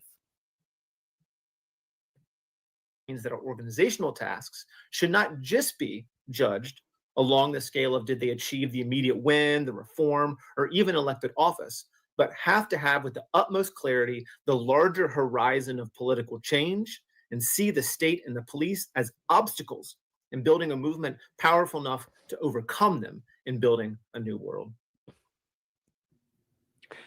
Yes, and I really agree with everything that Brian just said, and I would add that this guy has a fisheye lens as part of the fabric of capitalism. It's really part of how the dominant class rules, regardless of which political party. See, this is what people think. This is what the MAGA losers on Twitter think I'm doing. They think I have some sort of. This guy has like a fisheye lens or something. His entire layout is distorted. This is weird. I've never seen like a fisheye lens, and it's making his face look like a V.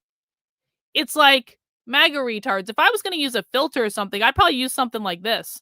MAGA retards are always like, why, like, Karlyn, why don't you use a filter? I'm like, I don't even fucking know how to do that. But like, if I was going to do, I'd probably do some sort of like fisheye thing like this, because that would at least keep people off balance or something. It's very kind of Alice in Wonderland. In fact, this is kind of inspirational for me, because I do eventually, guys, I'm actively, I've been saying I'm going to redo my office for like 4 years now or something like that, but I'm actively starting to actually make moves to do that now. And maybe, and I want to do a red wall, and I want it to be very moody, because I feel like my vibe has updated since I painted that wall green like 10 years ago or something. And so maybe I should get like some sort of fisheye lens thing that makes me look all distorted. Maybe I should do that.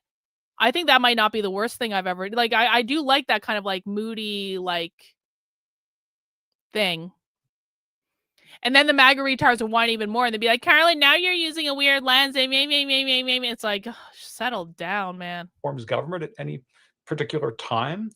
This is why it's a capitalist state. And this is also important to understand today, because I think the state has become ever more important to capitalism since the global crisis that began with the 2008, 2009 recession. So all sorts of ways in which investment is, corporations being given incentives to invest, build a data center here rather than building a hospital there or whatever it might be, right?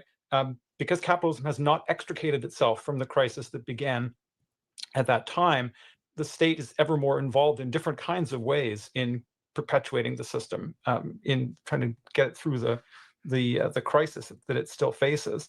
And just also to pick up on something that Brian said, even when you have capitalist democracy at its best, which is not the United States today, and I say that because, of course, most people watching now are probably in the USA, but even if you find a historical example from another part of the world where you have capitalism with a broad welfare state and the best kind of capitalist democracy, it's still a very undemocratic form of society.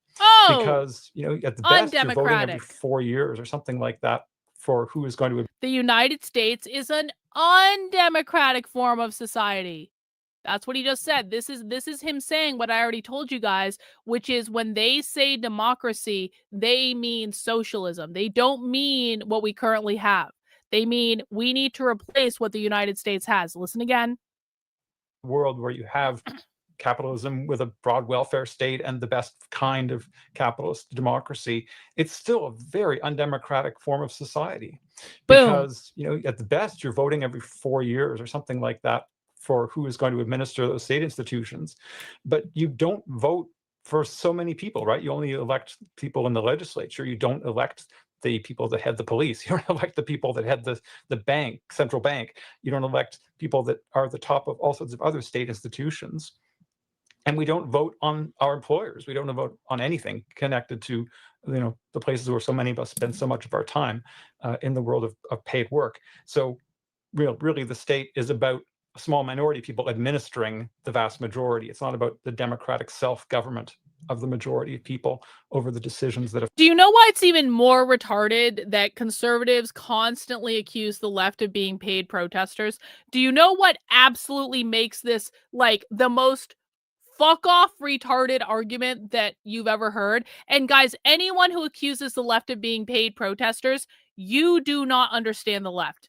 And this has got to be one of your warning signs. If someone says they're all paid protesters, you have got to know that that person doesn't know what the fuck they're talking about. Even if you like them, even if you're friends with them or whatever, they don't know what the fuck they're talking about. I'm going to explain why. There is a very active anti-work movement on the left. The left does not like doing paid work. In fact, the left actively rebels against doing paid work because paid work is feeding into the capitalist system. And what the left tends to do when they get paid work is they go to their workplace and they slack the fuck off. They don't want to work within the capitalist system. They do the bare minimum to get by. Most of the time, like, they don't even do their job correctly. Like, and if you don't believe me, look up anti-work or quiet quitting or any of that. That's all leftist bullshit designed to undermine the capitalist system. So do you think a group of people who hate the idea of paid work because paid work means capitalism, do you think they're going to be paid protesters? That doesn't make sense to me. They're going to be paid protesters that then don't show up and don't protest. That's the type of the paid protester that the left would be, because they are fundamentally diametrically opposed to doing paid fucking work. And the reason that we continue to hear this from right-wingers is that right-wingers expect to be paid for everything, and they're not going to show up at a protest unless they're paid for it, and they're not going to show up to an event unless they're paid for it, and they're because it's all about money for them. It is absolute and complete and total fucking projection, and it always has been. And any of these ads that you see coming from Craigslist where they're like $15 an hour to be a paid protester or whatever, those are always faked by conservatives. They're always fraudulent. They're not fucking real.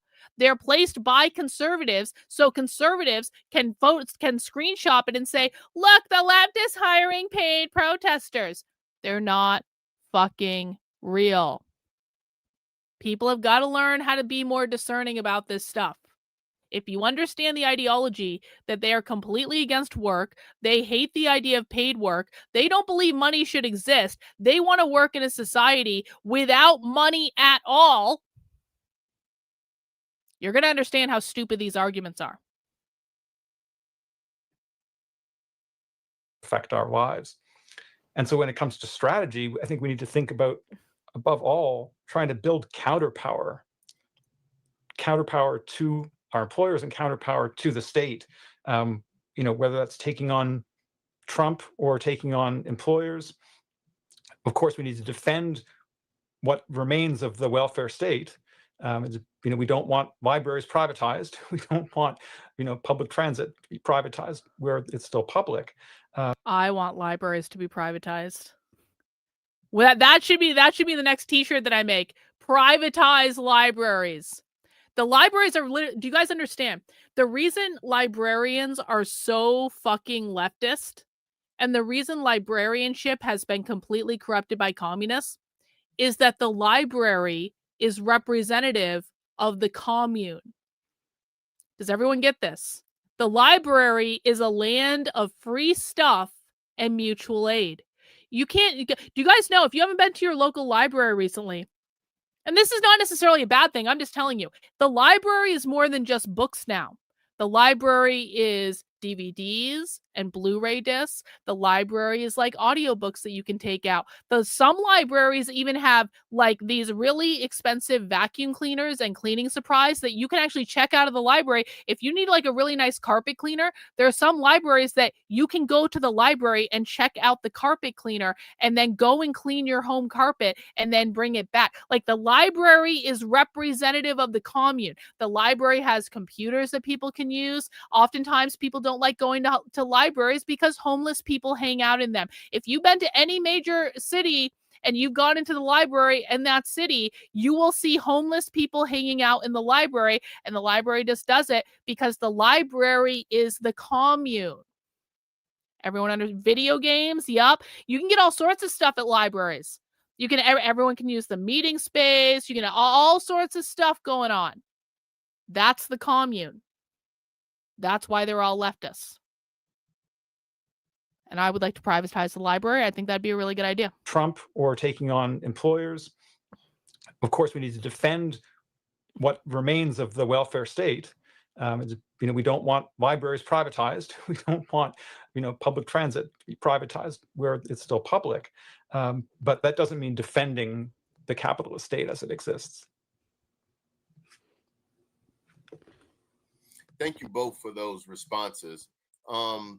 As I think about what you state here, it seems like one thing that would kind of flow from both of these types of conceptualizations is politics, a socialism, an abolition, a communism from below. Communism. Could you speak more about that as a kind of central and guiding framework in your respective works, and expound upon that further how you would like? Sure, thanks. So yes, it's absolutely a politics from below. We could say socialism from below or communism from below. It's not the words that matter, it's the ideas. And that's to distinguish it from a politics of change from above. And so my book, Red Flags, looks at the so-called socialist societies like the former USSR, China, Cuba, and others. And of course, these have been seen as the alternative to capitalism by most people around the world over history since they first came into existence. But in order to actually think about politics in the present, we do actually have to look at those societies and think about whether those are societies on the road to liberation, on the road to the kind of society we want to create. And yeah, actually, this is a great question from Tim. Are there zines found at certain libraries? Yes. Yeah, this is how we got clued into the Zine Librarians Conference, because we started to discover that all of these different massive libraries had zine collections. So just call a library local to you. Call the university library. You can go on their website too. Call your local library and say, "Do you have zines?" And chances are they probably do. For these societies, we have to cut through the language and the rhetoric and see that these were societies where there was a central political bureaucracy of a one-party state that mobilized the labor power and the resources of society in order to carry out its project for economic and social development. And then we analyze this, I think, using the tools that Marxism gives us. We can see that there was a ruling class which was exploiting the labor. This is actually the simplest question I've been asked today. How do they plan on getting the rest of the world on board with them? First of all, they don't have to.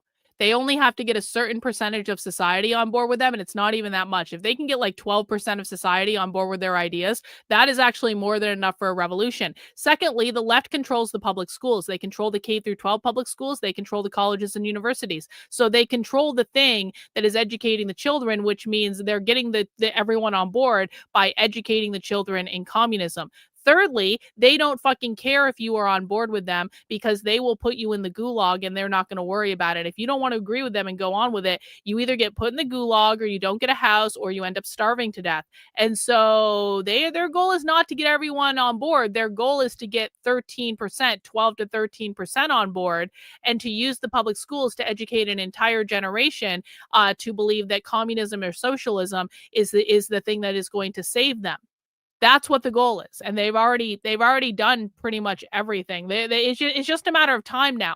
They've controlled the schools for decades. It's literally just a matter of time. There's like nothing we can fucking do about it, because they've already captured an entire generation. And of course, the right is not doing anything to turn back the takeover of public schools. They just keep lying to their audience and saying woke is dead, woke is dead, woke is dead. Well, the left still continues teaching all this shit in public schools. So literally nothing has changed in the last many years, as much as the right complains about it. And they said, we abolished the Department of Education.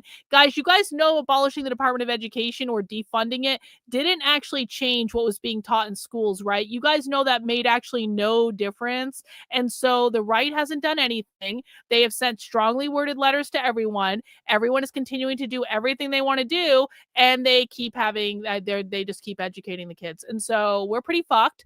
And that's how they're going to do it.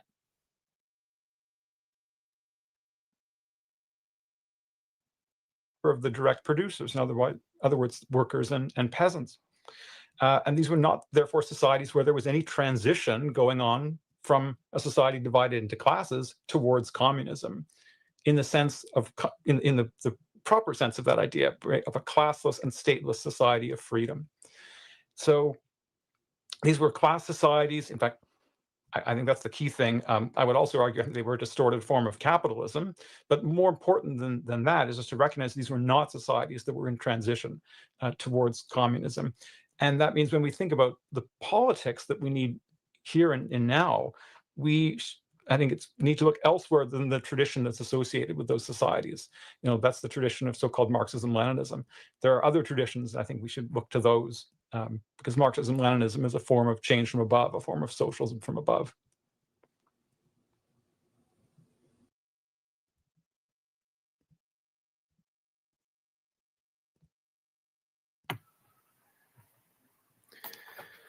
Yeah. I think in thinking about From Below, I want to kind of look what that looks like. And so in my book, I go over a series of struggles that I think are not often seen as like touchstones or examples in thinking about struggles against the police. And I think that's important to hold on to those for two reasons. The first, because they're international. And I think that there's a lot of focus on the US, especially on the police. And the US police are especially racist and especially violent. However, it's also a Hang capitalist on. institution. Hang on. You think you're owning him, but you're not, because what you don't understand is that the left does not care about skin color. And I know why you think the left cares about skin color, because every conservative influencer and their mother has lied about this, because they themselves do not understand what the left is saying. You think, oh my God, you can't correct a black man. Well, they actually don't even talk about skin color on the far left. If you hear someone talking about skin color, they are a progressive or a liberal or a Democrat. They don't even talk about skin color on the far left. Like extremely rarely. Extremely rarely. When they're talking about race, they're talking about systemic racism. They're talking about the system that upholds racism. The system that upholds racism is, of course, capitalism, because they believe that capitalism, private property ownership, slaves were people owned as private property. They believe capitalism literally created racism by creating the system, the capitalist system that upholds racism. And so while I understand, I'm not trying to make you feel bad, but I'm just trying to just nip this in the bud and explain it. They don't, in this conversation, Brian Bean is not looking at that moderator and thinking, black man, I can't correct him. Brian Bean is looking at another socialist, a comrade. The black moderator is not looking at Brian Bean and saying, I'm oppressed by him, because they're comrades. They're in solidarity. So in this conversation, Brian Bean is not the oppressor and the black man is not the oppressed, because they are comrades. They're on the same level. Hierarchy doesn't exist in their ecosystem. So this is one of those things where it's like, you have to learn to code switch when you're watching the left. And again, I'm doing this more for people who are newer to my work. You have to learn how to code switch, okay? And so I'm not trying to make you feel bad. Again, I'm just giving you feedback on that, because I think other people would probably make that mistake as well. Frank, thank you for the super chat. When you say there's nothing we can do about it, the left, are you blackpilling, or are you saying we better get our fucking act together and plan accordingly if we want to defeat them? I don't know, Frank. I don't know. I don't really think anything's going to get done about the left. I don't think anyone in any sort of leadership position is serious about the left. And I want to be very clear. I am not in any way, shape, or form advocating for vigilante violence or any sort of nonsense. I'm not advocating for that at all. Don't do that shit. I want to be very fucking clear about that. But I don't think that the Trump administration or the Republican Party takes this issue seriously. I don't think that we have the numbers otherwise without those fucking retards. And so I don't think there's anything we're going to do about it. I think I've said this for years now. This is not a new position. I think the left is going to win. I think they're going to try to overthrow the government in 10 to 15 years. I think when that happens, the right is going to be completely surprised and taken off guard, because they aren't going to expect it, because they don't pay attention to the left at all. And I think the left is actually going to win very, very, very easily once they decide to actually try to overthrow the government. That's what I think is going to happen. Could something turn that around? Sure. Do I think that there is any willpower on our side to do that? No. But I could be wrong. I guess we'll see. That's how I feel about it. Average person, whiteness means capitalism zine added to the growing list of zines to write. Yeah, ain't that the truth? Ain't that the truth? I have a whole webpage I'm working on that one. Ain't that the truth? You can get a cop to beat you up in every country in the world. And there's a reason for that, and it has to do with the capitalist state. Oh my God. In my book, I go over a series of instances. No. We are not, guys. All right. I don't recognize you. You may be new to my channel. I don't mean to hurt your feelings when I say this. This is one of the most retarded takes that conservatives have. No, communists are not fascists, and fascists are not communists.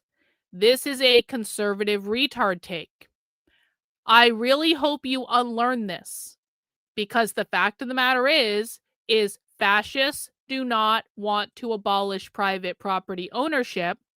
Communists want to abolish private property ownership. And so please, for the love of God, you guys sound dumb when you say this. You literally sound dumb. You don't know what the left believes when you say this. You also don't know what the fascists believe when you say this. Okay? You don't know what they believe. And it's a stupid talking point.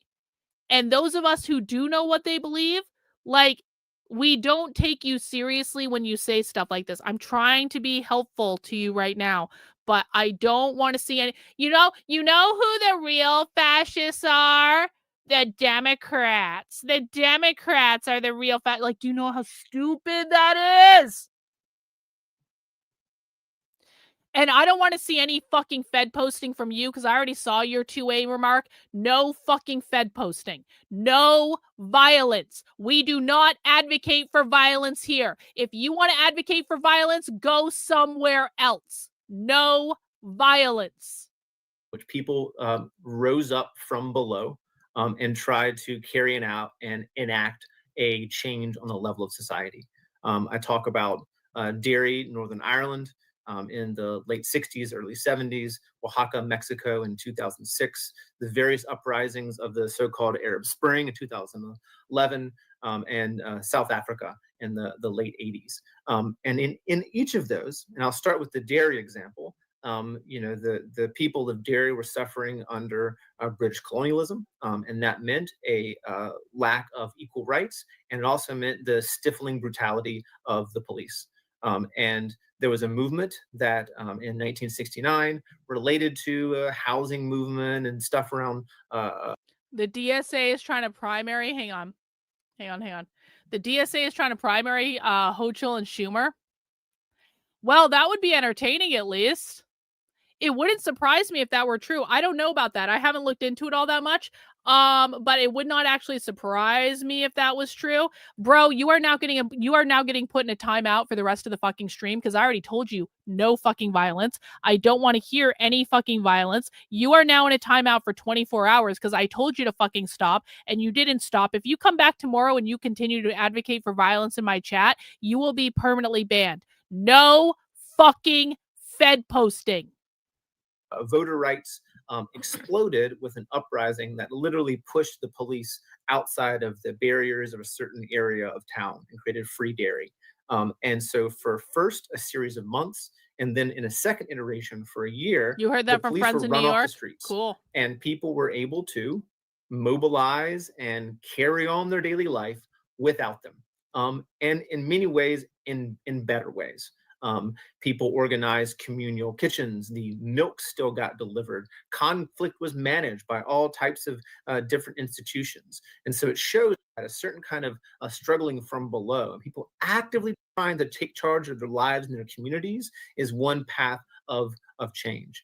In another of those, in the various iterations of the Syrian revolution in 2011, as part of the regional conflagration of uprisings against the kind of inequality of global capitalism and post-colonialism and the way that has informed their societies, but particularly because of the uniquely undemocratic forms that were existing in the regimes of the region. Many countries had these huge, massive uprisings. Syria was one of them. And in many places across Syria, people rose up and literally ran the police off the streets and began to run their communities on their own democratic basis. Local coordinating committees who organized the protests would take on various institutions of managing conflict, making sure the bread got delivered, and all those sorts of things. And so in each of those instances... Hang on, we got another super chat from Frank. Frank, thank you. I feel that counting on the establishment is ridiculous. Yes, true. When I say we better get our fucking act together, I'm saying it's incumbent upon us to keep learning the stuff you're talking about. Well, I think that that's true, Frank. And I think that, like, listen, I'm just one person in the world, right? I'm trying to do the best I can, but I do think that the most effective way to fight back against the left that I've seen is for people to actually learn their enemy. And this is what you're saying. I'm just reiterating. I think that the most effective thing people can do is learn who their enemy is. You don't have to learn from me, but like, I'm the only person doing this stuff on the internet. You can go learn from someone else who's doing it. Cynthia, thank you. Appreciate it. Congrats to everyone who got another channel membership from Cynthia. So I'm not the only way people can learn this stuff. I'm just like a shortcut for a lot of people. But I do think that people have to take personal responsibility. And we're starting to cultivate a community here of people who want to go to their events, who want to study their propaganda, who really want to understand what's going on. And so I'm trying to cultivate a place where if you want to understand the left, you will learn about the left here faster and more effectively than literally any other place on the internet. Because I do think that educating the general public about what the left is doing is absolutely paramount. I think we have got to educate the general public. We have got to teach as many people as we can. Some people are really good at that once you teach them what they need to go out and say, and once you teach them how to actually, like, you know, share this information effectively. And so that's what we're doing. And I don't know if that's enough to do it. I don't know. I will not ever advocate for violence. Other people might do that, but I won't. And so I think that how I'm going to try to do it is try to share as much information as I can with the world. And hopefully people listen someday, and they're starting to listen in bigger and bigger numbers, which is awesome. But is it enough? Yo, I don't know, man. I don't know. But it is effective, and it does piss them off. Like, my work really pisses them off. I really think that the far left right now is more afraid of me than they are of most people that are involved in this stuff at all. And the reason I say that is they're doing entire presentations about me. They're targeting me specifically. They're trying to get content on my YouTube channel taken down. They're pissed off every single time I record one of their events. Like, I don't feel like I'm making this up here. Like, no one else got a presentation from Haymarket Books about them. I got an entire fuck off presentation from Haymarket Books about me. So obviously what I'm doing is really pissing off the left. And so I'm going to teach more people how to do it. And that's how we're going to try to change things. And if other people have ideas, then, you know, go start your own community, I guess. But we cannot rely on Republicans to save us. They are absolutely not going to.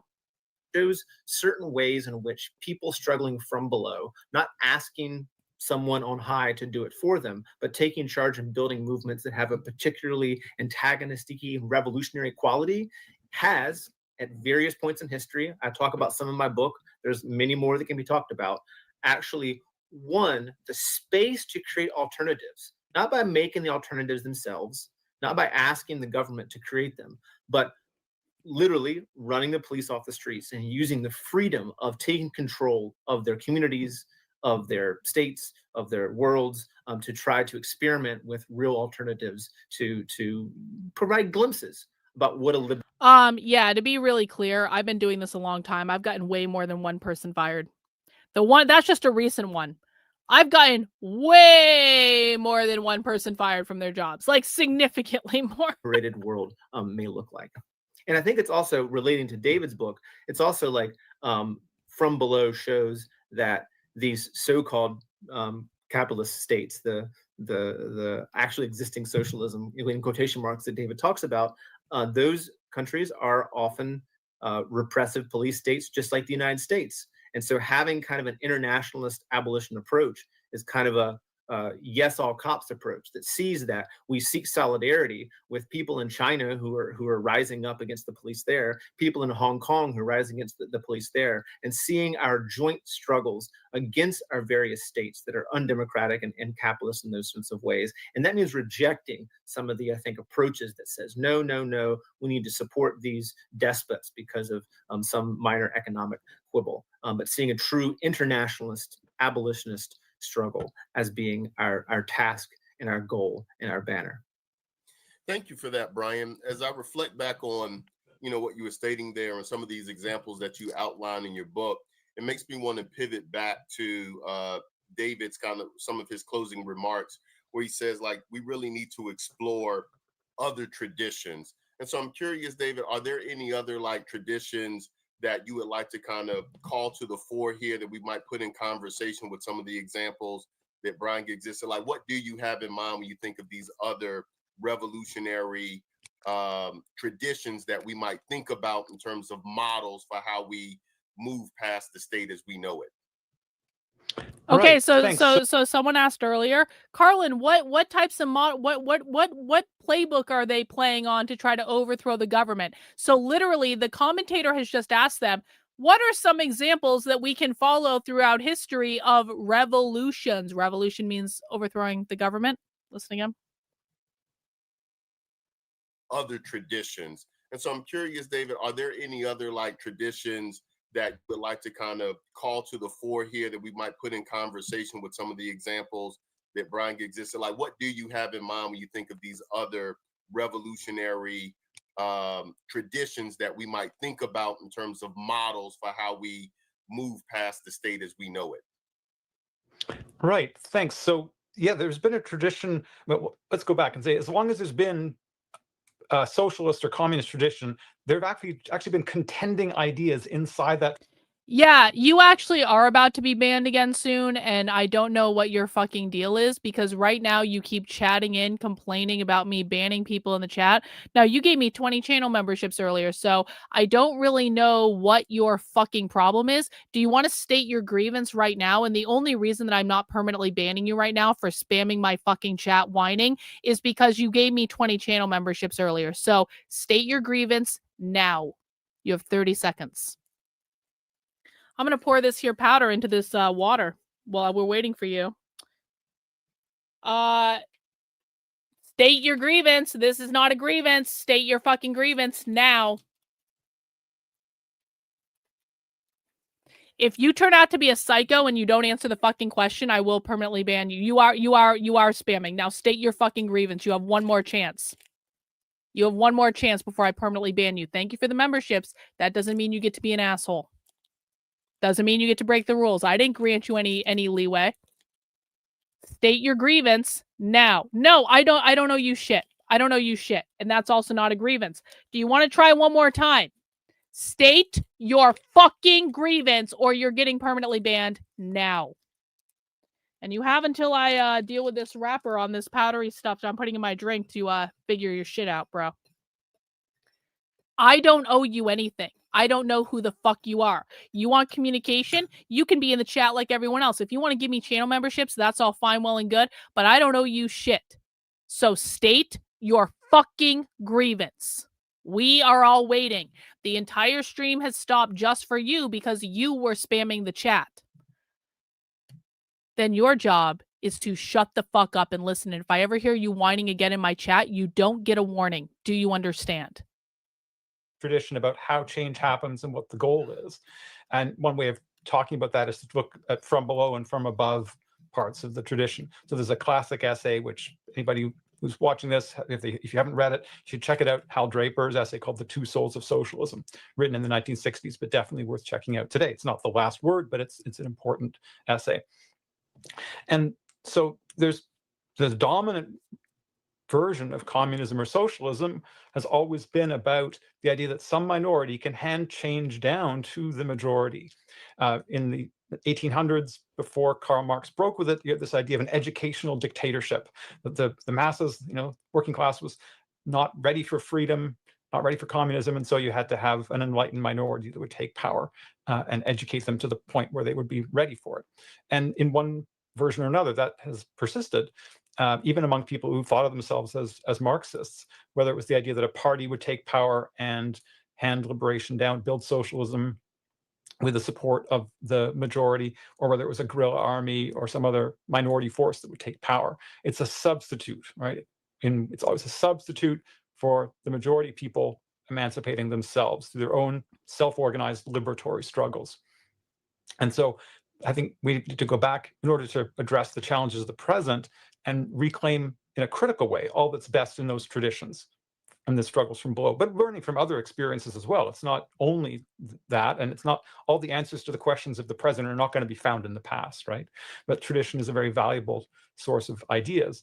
And we can see in all sorts of different struggles where people are organizing themselves to fight for their own liberation.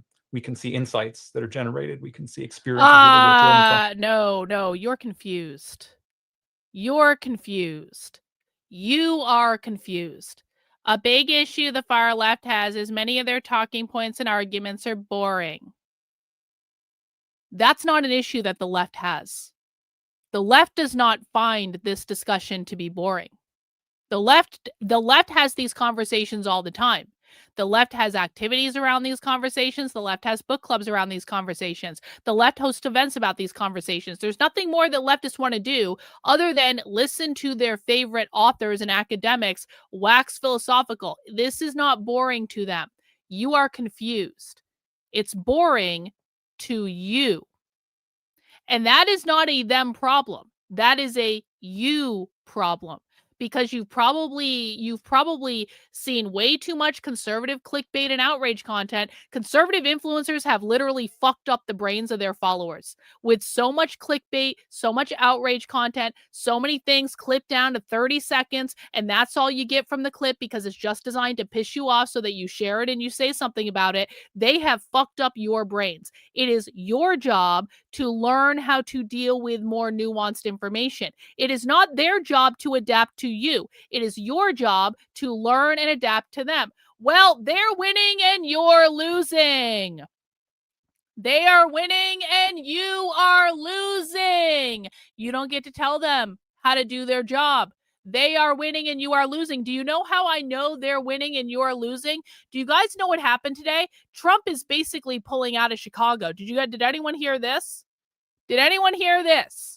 Trump is basically fucking pulling out of Chicago.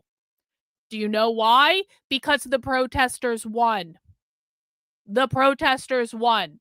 They're basically giving up on immigration enforcement in fucking Chicago because the protesters won. How did they do that if they were so boring and the left isn't going to get anyone on their side? The left has been mobilizing nationally for months and months and months and months and months. They do this shit all the time.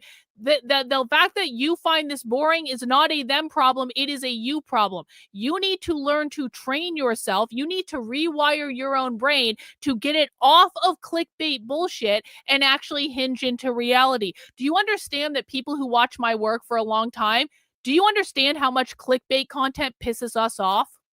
One in the chat, if you actually cannot even watch conservative clickbait content because it's so fucking bad, because we have trained ourselves to watch this.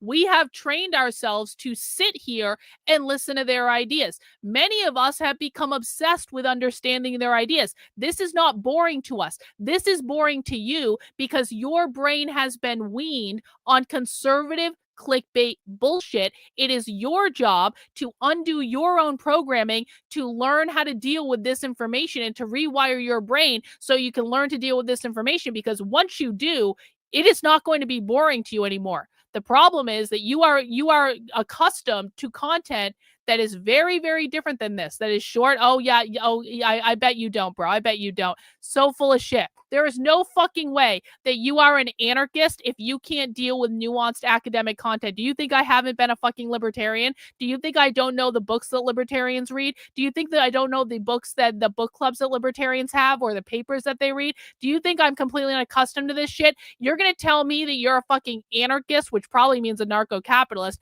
You're going to tell me you're a fucking ANCAP and you don't know how to deal with content like the left? Please, bro, shut the fuck up and listen. Honestly. Including the ones that Brian mentioned, which are a great feature of his book.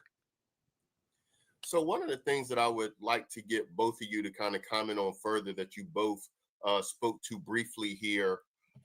Brian, you had mentioned like the question, as we struggle, we have to kind of keep in front of us, what is our larger horizon of political change, right? Like what is the kind of... Okay, again, retard. This is your last retard chat of the stream because you now said like 4 retard things and I'm like this close to booting you, bro. I'm this close because you're not fucking listening. I have told you several times to shut the fuck up and listen, and you're not following very, very simple instruction. They are winning, you stupid motherfucker. Appeal to me and appeal to a broader audience are 2 different things. They are winning, you stupid motherfucker. They have the numbers. They have the appeal to the broader audience. You are not fucking winning. Your side is not fucking winning. The anarchists sure as shit aren't fucking winning. The anarcho-capitalists sure as shit aren't fucking winning.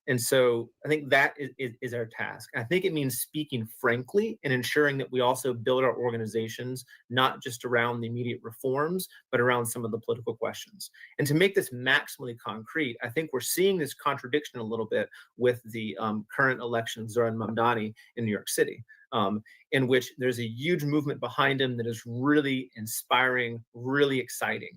And so I think the question is, one, how we win those things that he put forward, that is the reason for his popularity. Thanks, Cynthia. Universal health care, rent cap, and Thank you. fast and free buses. Right? How do we win those? How do we actually win those things?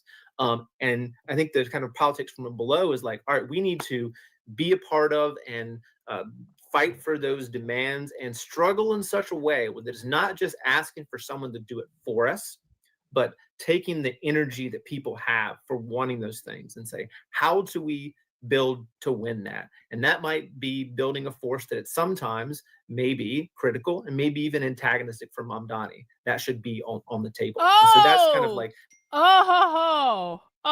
okay, we need to explain something here. Okay. Pop quiz for the chat. Pop quiz for the chat. And Rumble, I'm looking at you as well. Why would socialists and communists, let me ask that differently.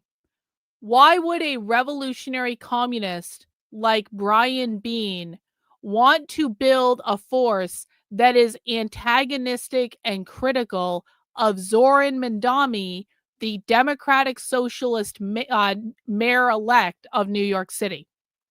So what Brian Bean just said, Brian Bean is a revolutionary communist. What he just said is, we need to be critical. We need to push back on Zoran Mamdani. Why would he say that? If Zoran Mamdani, who's a Democratic Socialist, just got elected to be the mayor of New York City, why is Brian Bean, the revolutionary communist, saying, we need to build a force to, push back on this situation? Yep. Because he's working within the system, not trying to overthrow it. Yep. Him being Zoran Mamdani, exactly. Because they view the DSA as traitors for participating in bourgeoisie politics. Exactly. Because Zoran is now part of the state. That's right. Zoran, because he won that election, is now part of the capitalist state. And that means he is not on the same team as the revolutionary communist guys. Mamdani is a reformist. That's right. It's the difference between reformism and revolutionary. Reformers want to work within the current system to make small incremental changes over time. Revolutionaries, like Brian Bean, don't participate in elections. They want to overthrow the system. That's part of why that retard earlier had to get put in a timeout, because he doesn't even yet understand that the people we're watching don't participate in elections. He wants to go, well, they don't win elections. They don't participate in elections. They're not interested in elections. They don't believe elections are going to get them what they want. They are fundamentally critical and suspicious of anyone who participates in elections. Mamdani is in the capitalist system. That's exactly right. He upholds capitalism, and now they have to be hypercritical of him because he is a reformist and they are revolutionaries. Their goal of a post-capitalist world might be the same, but they do not believe that Zoran Mamdani is going to achieve their ultimate goal, even though he was the mayor of New York City. Does that make sense to everyone? Listen again. In which there's a huge movement behind him that is really inspiring, really exciting. And so I think the question is, one, how we win those things that he put forward, that is the reason. Hang on. No, a reformer cannot sneak in as a secret revolutionary. Do you want to know why? Because socialists don't do that shit. The whole idea of someone being a secret revolutionary and they're sneaking in under the guise of reformism, that doesn't make any sense. A revolutionary does not participate in elections. A revolutionary is not going to say, oh, I'm going to secretly participate in an election as a revolutionary, but I'm going to pretend to be a... No. And why? And let me explain to you why you believe this. Because conservatives have no values. Conservatives believe that everyone is pretending to be someone else at all times. I'm secret Antifa. All the people who attack me aren't really conservatives. They're secret leftists. Reformers are just secret revolutionaries. You guys believe that everyone is pretending to be someone else because you have no values that you yourself would die for. Revolutionaries like Brian Bean are never going to run an election. They would never pretend to be a reformer. Do you want to know why? Because it does not align with their values. Their values are as a revolutionary. They believe reformers are fucking traitors. Do you think, are you going to pretend to be a traitor? Are you going to pretend to be the traitor to every single thing that you believe in? That doesn't make any sense. Conservatives are willing to do that because conservatives are willing to sell their tweets on Twitter to Israel for $7,000. Conservatives are willing to sell out their belief for a moment on a TV show or to get mentioned by a big influencer on a fucking podcast. Conservatives sell out their fucking values all the time. The left doesn't sell out their values like this. There is no universe in which a revolutionary is going to pretend to be a reformer to win an election. They would probably sooner kill themselves, honestly. Like, it would be a mind-numbingly difficult exercise for them, and they would hate every single fucking minute of it. So no, he's an actual revolutionary. Zoran Mandami is a reformer. He's not a revolutionary. Brian Bean is a revolutionary. He's shitting on Zoran Mandami. Let's listen again. Not just around the immediate reforms, but around some of the political questions. And to make this maximally concrete, I think we're seeing this contradiction a little bit with the current election of Zoran Mamdani in New York City, in which there's a huge movement behind him that is really inspiring, really exciting. And so I think the question is, one, how we win those things that he put forward that is the reason for his popularity. Universal health care, rent cap, and fast and free buses, right? How do we win those? How do we actually win those things? And I think the kind of politics from below is like, all right, we need to be a part of and fight for those demands and struggle in such a way that it's not just asking for someone to do it for us, but taking the energy that people have for wanting those things and say, how do we build to win that? And that might be building a force that at sometimes may be critical and maybe even antagonistic for Mamdani. Antagonistic that should be on the table. to Mamdani. So that's kind of like making sure that we're where people are at and we're trying to sort of fight the best fight and arguing to do so from below. I think the other part of that is the honesty and sees it as a political task too. So I think that the Mamdani election is very exciting. So true, Cynthia. And I think that it also should show some warning signs of a political character. So particularly around the question of the police, he has talked about putting in a Department of Community Safety that has some really positive reforms that would. Guys, a lot of you are commenting on the picture behind him. I think it's just an art piece. I don't know what it is. It doesn't look like it means anything. I think it's literally just probably art that his wife picked out. I don't know what it means. That's not a triangle that I would equate with like the queer Marxist triangle, because again, the queer Marxist triangle isn't multiple colors. The queer Marxist triangle is pink, or it can be white or black if it's like a black and white thing. But like they I don't think that's not some weird socialist symbology. It's probably just an ugly picture that his wife picked out. Have a lot of good for a lot of New Yorkers, and in some ways would take some of the activity of the police off the streets, putting in mental health responders, putting in special supports around transit, like all these sorts of things. That's a positive thing. And in talking about it, he continually says, hey, we're doing this to allow the police to do their job. So reinforcing the actual dominant ideological narrative that the police are here to keep us safe. During his campaign run, at a certain point, he had a press conference where he went on air to apologize for calling the institution of policing racist during the George Floyd uprising. And so the political task, I think, is how we fight. Yeah, I get it, James. Don't worry about it. In a real non-sectarian way that has to appeal to the most people, but also sees that some of the kind of capitulation around some of these ideological political points are actually really essential to fight around. Because through fighting for fair and free buses, etc., we also need to continually push back against the hegemony of propaganda that says the police are going to keep us safe. they hold us back from chaos, and we'll just do better policing us and resolve the question. I think those things radicalized dynamically under the George Floyd uprising, and we shouldn't roll that back, but figure out how to push that forward in a way that also connects with people where they are, but patiently explains these problems in a clear way, pointing towards that final goal of abolition. Word. And I certainly agree with Brian, and I would add, I'm going to also give a quote, since I think there's some great quotes that more people should hear. So this is one from the 60s, from a group of socialists in Britain, who wrote that, in their words, meaningful action for revolutionaries is whatever increases the confidence, the autonomy, the initiative, the participation, the solidarity, the egalitarian tendencies, and the self-activity of the masses, and whatever assists in their demystification.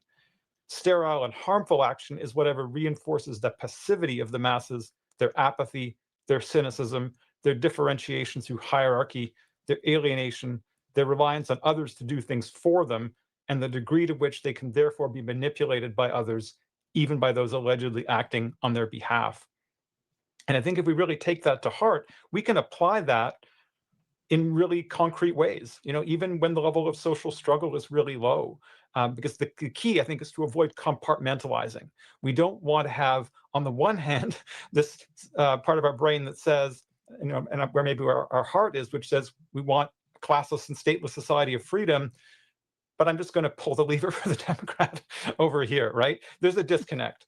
And so what we need to do is to try to... He's saying it's stupid for socialists to vote for Democrats because they don't vote for Democrats. They don't like Democrats. They don't support them. They do not believe that Democrats are implementing socialist policies. They do not like Democrats. And this is another stupid talking point of the right. Let me just address this. Every time I hear, but Karlyn, aren't the Democrats enforcing socialist policies? Aren't the Democrats implementing socialist policies? Don't the Democrats support socialist policies? Guys, if the Democrats actually supported socialist policies, don't you think that socialists would vote for them? If the Democrats actually did what the socialists want them to do, don't you think the socialists would then vote for the Democrats? Because socialists give presentations all the time about how much they hate the Democrats. The Democrats are the lesser of two evils. The Democrats are no different than the Republicans. Fuck the Democrats. We hate the Democrats. The Democrats don't do anything we want. Yada, yada, yada, yada, yada. Don't vote for Zoran Mandami is an exception. Zoran Mandami is not the rule. He just said, don't vote for Democrats. Listen, I understand the political motivation behind the right wing trying to paint the Democratic Party as socialist or communist, but it is batshit fucking stupid. When you have clip after, we have hundreds of these fucking clips. We have hundreds of these clips of socialists talking about how much they hate the Democrats, how they don't vote for the Democrats, telling other people not to vote for the Democrats, stop voting for the Democrats, don't feed into the evil, liberal, neoliberal system, don't vote for we have hundreds of making fun of the Democrats, shit-talking the Democrats. We have hundreds of these clips. Do you think that they would be doing that if the Democrats were implementing socialist policies? One in the chat, if you think that if the Democrats were actually implementing socialist policies, that the socialists would vote for them. 2 in the chat, if you know that the reason... Well, actually, no, let's just do that. 1 in the chat, if you think that if the Democrats actually implement... Don't do 2. Don't do 2. Listen to what I'm saying. I need everyone to listen to what I'm fucking saying. If the Democrats were actually implementing socialist policies... No one's listening to what I'm saying.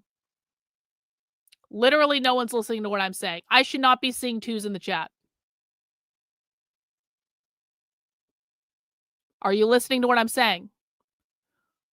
If the let me do this. Okay. Hey, guess what? Everyone who put 2 in the chat is getting put in a 5-minute timeout. You guys want to fuck around? Okay. Everyone who put 2 in the chat because you weren't listening to what I said is getting a 5-minute timeout. Because you did not listen to what I said. So literally, I don't care if you got a membership or not. I don't care. I don't even care if you're a mod, Chicken Spawn. I'm looking at you. Everyone who put 2 in the chat, including average person, 5-minute timeout. 5-minute timeout. Didn't listen to what I said.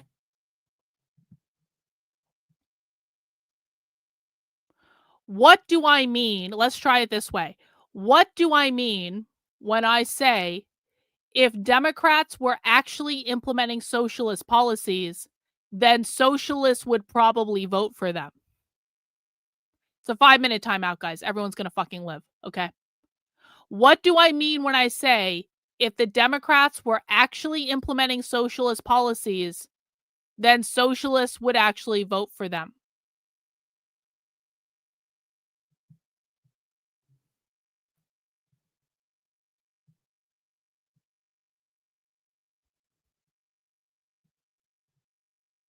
We're going to sit here until someone gives me the answer.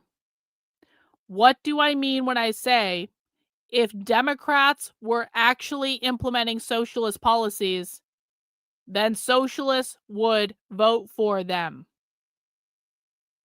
This is about the easiest pop quiz I've ever asked, and if no one gets the answer to this correctly, I'm ending the stream right now, and I'm not fucking around.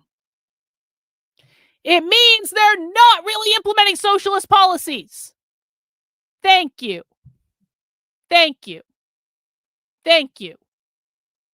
It means that the Democrats would actually get the votes of the socialists if the Democrats were doing what the socialists want them to do. So every single time some stupid know-nothing Republican says, it's the Democrats who are literally communists. The Democrats are implementing socialist policies. Karlyn, don't you know the Democrats implement the policy? No, they don't. No, they don't. Because if the Democrats actually did what the socialists wanted them to do, then socialists probably wouldn't be running around saying, we aren't voting for Democrats. Democrats suck. Democrats don't implement any of our policies.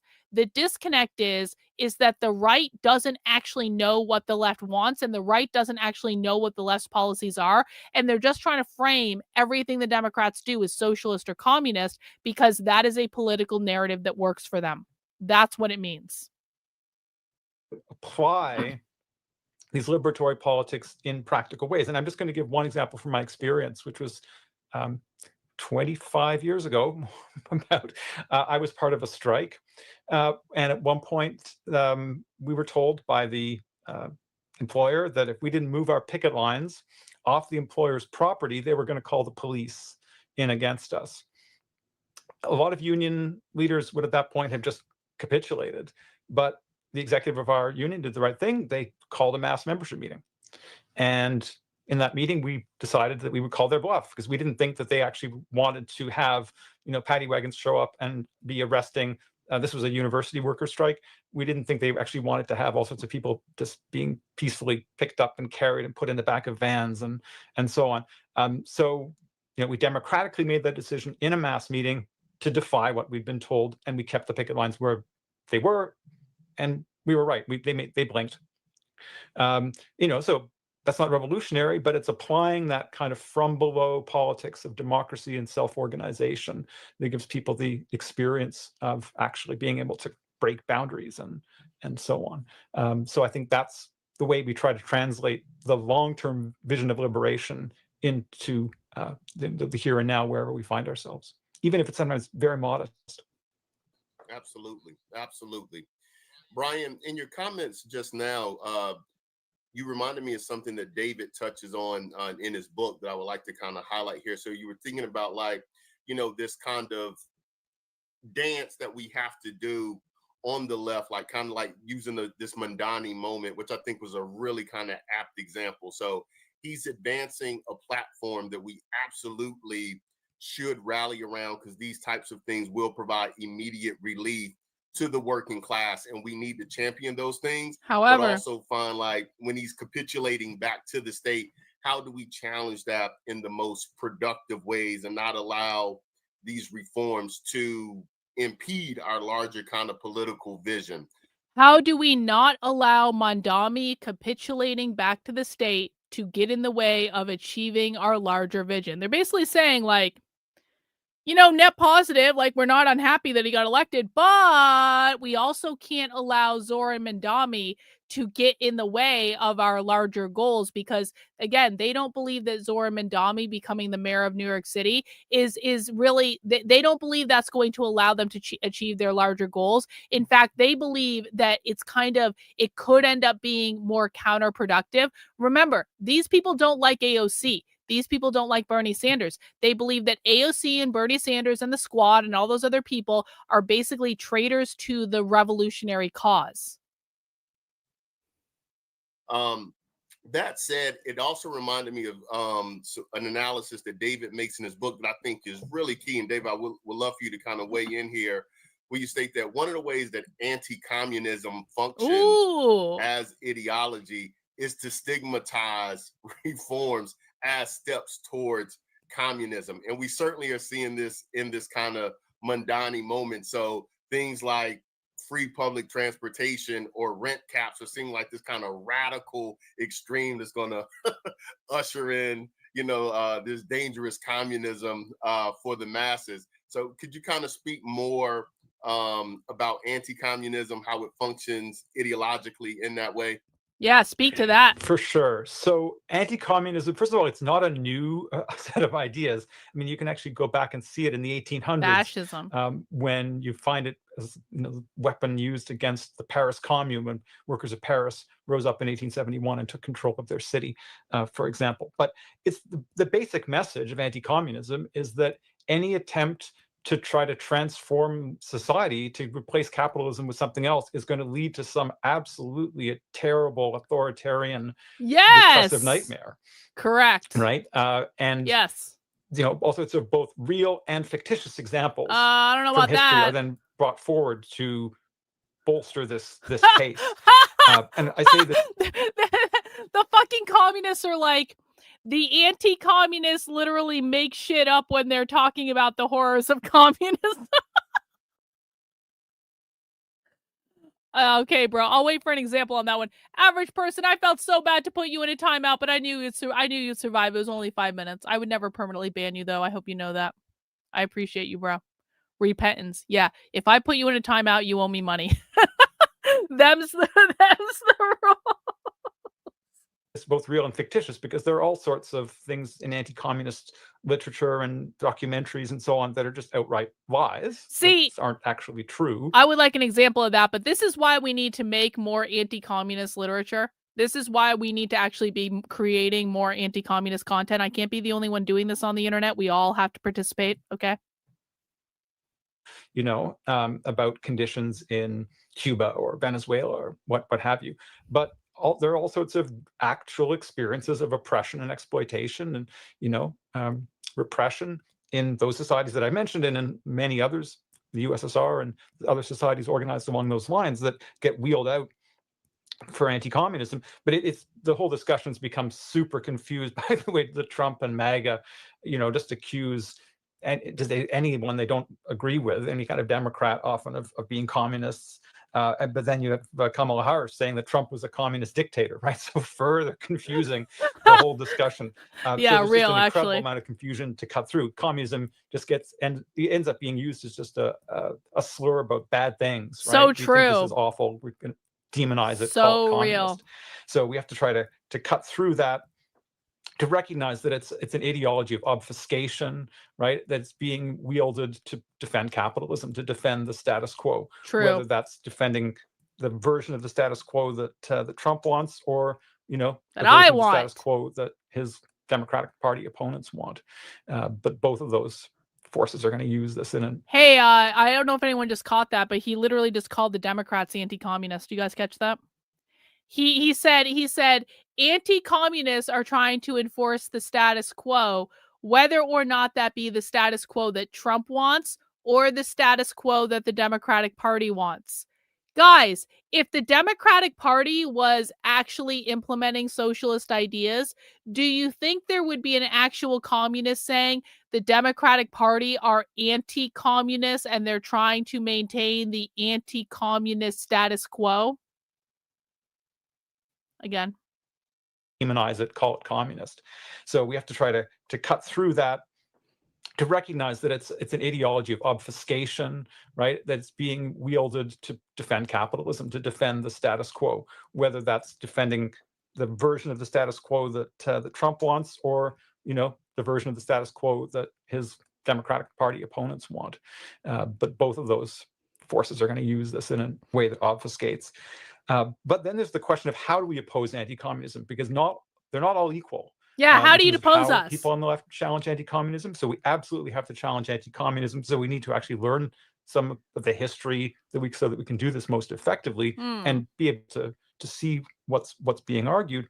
But I think the most common way when people figure out what's going on with anti-communism is they just say, okay, this is an ideology that defends capitalism, and they reject it.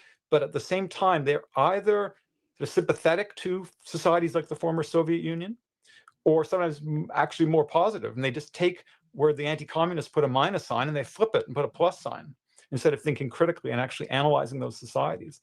And so there's a different approach, a different way of rejecting anti-communism.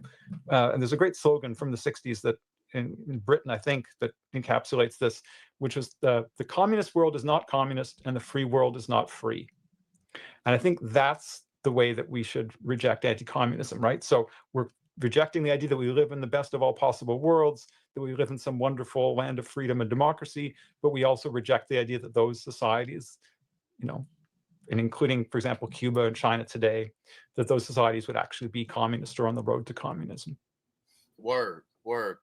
As you think about anti-communism as an ideology of obfuscation, I really like that language. Brian, one of the things that made me think about in your text is one of the primary things that type of ideology obfuscates is just how murderously and dangerously violent capitalism is, like right here, right now. So I think you have a quote in your book where you think about like random murders. I think you said like 1 in 3 are actually done, by the police. So can you kind of speak more about just this? You spoke about like this monopoly on legitimate violence, but just like how dangerous and deadly, the police are, and how you see that kind of connected to these ideologies of obfuscation.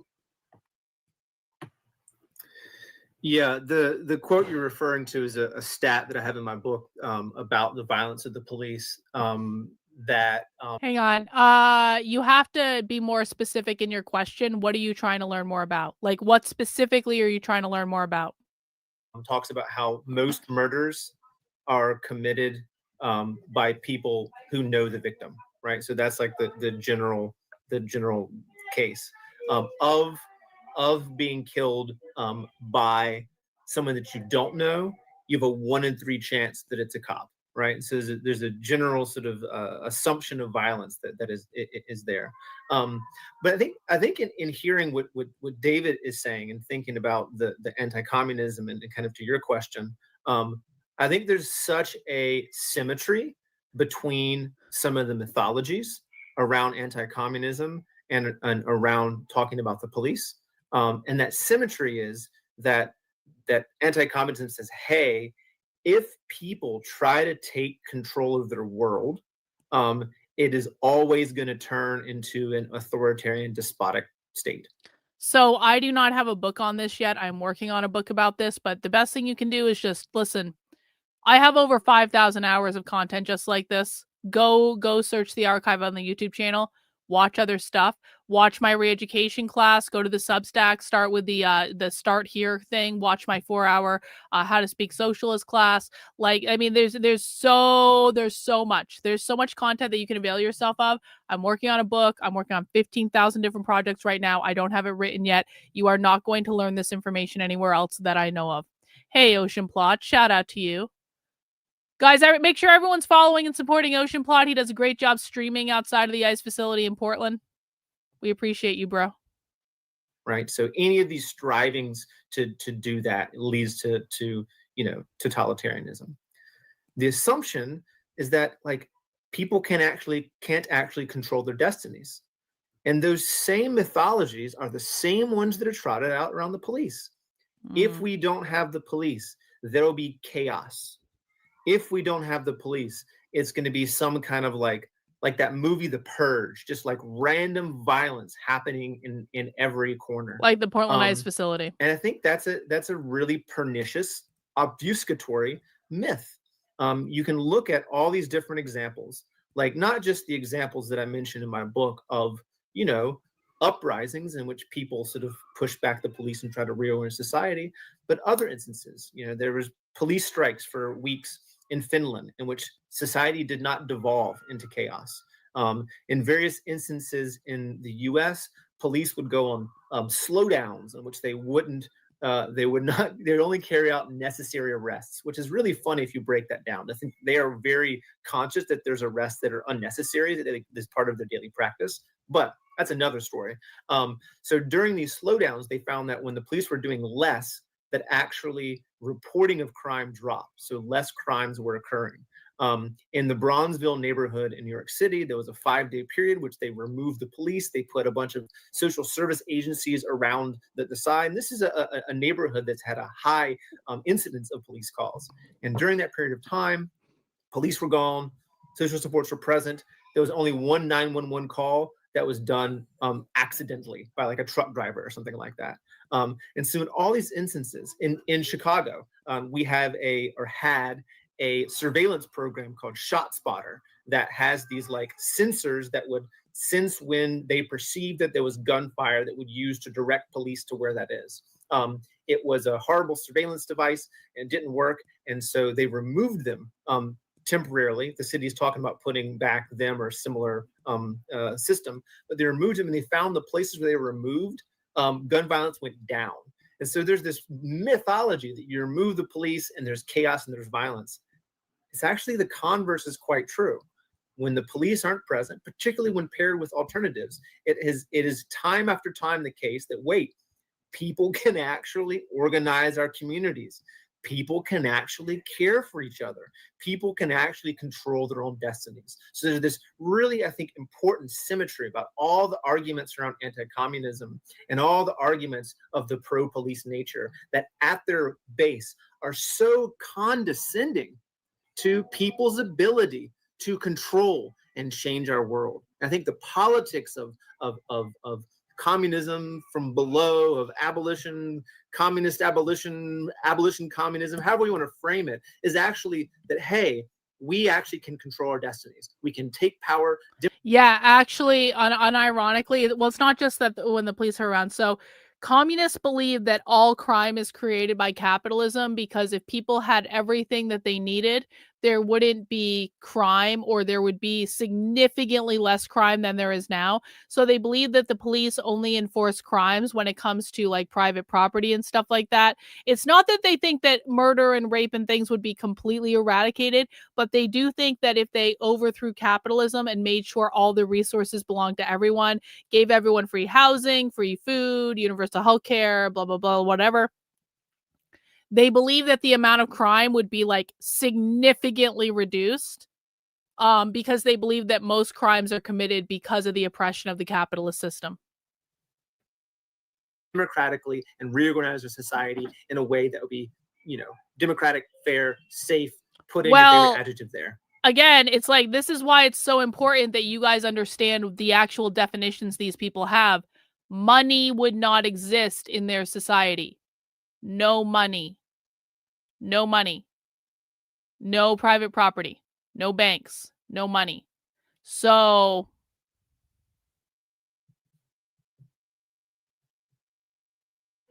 yeah, I really love like where the conversation is headed, because one thing that I saw as something that both of your books do. Again, stop making shit up. Stop making shit up. They do not believe that most people are naturally good.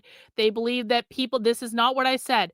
They believe that capitalism creates the conditions under which people commit crimes. That people would not commit crimes without capitalism oppressing them. It is very important that you guys listen to what I say and that you stop making shit up, because the reason you guys don't understand the left is because people aren't listening and they just make shit up. They believe that capitalism creates most crime. Get rid of capitalism, you get rid of most crime. really well is speaking to the different types of mythologies of the capitalist state, right? So not only these mythologies that they leverage, but ones that they actually continue to update, right? And yet they're winning. So can we please, for the love of God, stop with the conservative bullshit talking points and listen to what is being said? We are like halfway through this presentation because I keep stopping because right-wingers keep not listening to what's going on. I need you to stop and listen, okay? So these mythologies don't stay static and flat over time. They need to update them as kind of current technologies for what they need them to do. David, you kind of spoke to this earlier, but I found your exploration of like anti-communism is one of those mythologies, like very cogent and productive. And Brian, like your analysis around the interlocking and multiple mythologies around crime, I think is like really crucial for helping us kind of advance an abolitionist politic. So I know you all kind of already stepped into those. All right. You've been saying a lot of retard shit in my chat lately, so I'm going to spell it out. I am on the side of the fascist youth. I do not believe that we need to fight the fascists. I believe the fascists should win. I support the fascists. I don't know how I can keep saying this until people actually take this fucking seriously. If you guys come into my chat and you're like, we need to fight the communists and the fascists, do you know where the fuck you are? Do you know where the fuck you are? We are the fascists. We support the fascists. We support the fucking right-wingers that are willing to do what is required to actually solve this fucking problem. You want to be a classical liberal? Go over to James Lindsay's chat right now. We don't have time for this classical liberal fucking bullshit here. Classical liberalism will only lead to communism. The only thing that has ever defeated communism in the past is fascism. Waters, but was curious if you had more to say about those types of mythologies. And a follow-up question on that, and something that I'm always kind of thinking about now, is what does this mean for the left in terms of ideological struggle, right? So it's not just enough to think that our theory and our praxis is correct. Like, we actually have to win people over to our side to build out the type of mass movements and people power that we need. And these mythologies hold a lot of sway. They have captured folks' imaginations in really kind of critical ways that we have to find a way to supplant and then move people over to our ideas and visions for what the world could be, should be. So just curious if y'all could kind of speak more about those mythologies, but more importantly, I would really love for you to all kind of weigh in, like, what does this mean for ideological struggle right now? Like, how do we win people over? I love this. I love this. Thank you, Chris. Very generous super chat. I really appreciate it. Hey, does anyone else want to give me $50 for the fascist fund? I mean, you can give me less money too, I guess. Does anyone else want to give me money just for being a fascist on the internet? See, I think this is a great plan. See, because what happens is every single time I really start yelling at someone and I declare that fascism is the only way we're going to defeat communism, and I just fucking embrace it, what I have found is that it really turns men on for some reason when they see a woman yelling about embracing fascism. And then this is my version of stripping, guys. I can't be a stripper, as you know, because I'm too terribly fat and ugly, according to everyone, to be a stripper, nor do I really want to take my clothes off in front of people, as it turns out. Nor do I really want to start an OnlyFans, because I don't want to be naked in front of me. I'm good. I'm good with that. I have a husband. I'm married. I don't want to do any of that. But do you know what I can do that turns men on? I can rant about fascism. And if you guys want to, if you guys feel so inclined to, give me money, this is basically like, I will talk fascist anytime to you guys. Do you want me to talk about how, like, I want to burn all queer books in a fire? Hey, thanks, Dr. D. Thank you for that. Yo, James D with 50. See, this is like the best idea ever. Do you guys want me to talk about how I want to burn all queer books in a fire? Do you guys want me to talk about how I want us to go take all of the queer books in the libraries and put them in the parking lots and start a fucking bonfire? Should I turn you on? But guys, do you want to start a bonfire? Should we start a bonfire? Should we go take all the queer books out of the libraries and throw them in the parking lot and throw some kindling on it and some lighter fluid, and then, you know, someone's got to have a flamethrower? Do any of you big strong men have a flamethrower? Do any of you have a flamethrower that we can use to light all of the books on fire? And we can make s'mores and stuff like that too as we're burning the books. I think this is a really, really good idea. Should we do that? Oh, thank you, Nick, for the money. I really do appreciate that. Yeah, I will talk fascism with you guys anytime. And if you want to send me money because you're totally turned on when I do it, that would be awesome. Our side, knowing that these types of Yo, legalities are what we have. thank you. Appreciate Well, it. maybe I'll take a first stab at that. And I guess ideological struggle is really important. So I'm glad you brought this up. But I'm also going to start in a different place and get there. And that is that I think the barrier we face is not primarily ideological. Hey, I think the most thanks, important Michael. challenge we face, whether we're talking about Appreciate it. abolition or communism or both, is that most people don't have any experience in their own lives of collective action, which would give them the lived sense that this is actually possible. I think this is the fundamental thing. So then the question is, how do we actually work with other people to try to build movements through which people can gain these collective experiences of collective action, which actually give people a taste of the possibility that things could be so much different and better than they are, right? Because people have to come to that on a mass scale through their own experience, not because they read a great book or see a wonderful video or watch a, you know, or listen to a great song or something. All those things matter, but when we're thinking about change on a large scale, it's those kinds of experiences, I think especially of mass direct action, strikes and other forms of mass direct action, but other things which give people that sense. And it's those experiences that, you know, that changes the conditions, and then that makes a huge difference when it comes to how people make sense of things and ideology. So think about how the terrain of discussion around policing is different now in the US than it was in the summer of 2020. Right? It has so much to do with what people experienced at that time in the Black Lives Matter movement. So I think, yes, absolutely, we need to engage in ideological struggle, but crucially, we need to be working with other people to build the kinds of movements and struggles that will allow more people to get that experience of the possibility of changing the world through their own actions. Indeed. Brian, did you want to pick up on that?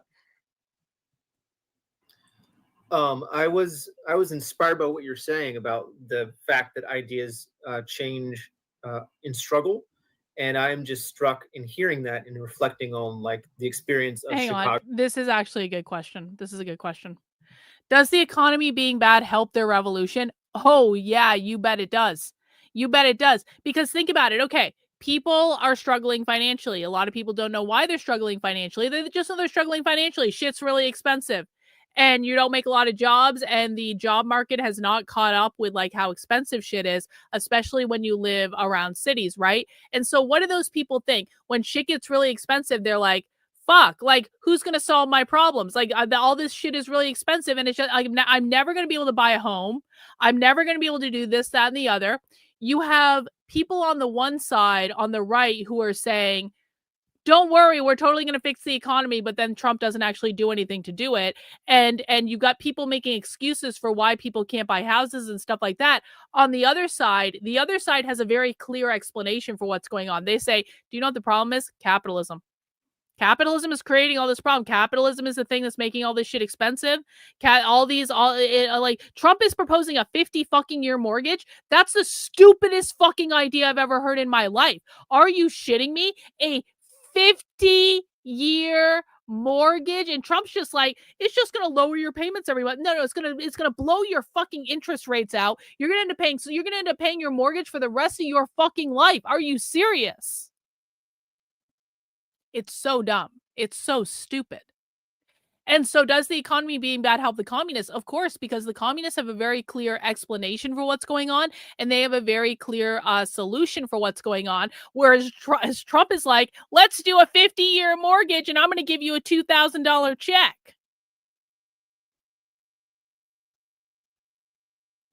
I got to peep, guys. I'll be right back. I'm going to let this play, but I will be right back. Let me know if I miss anything. Right now.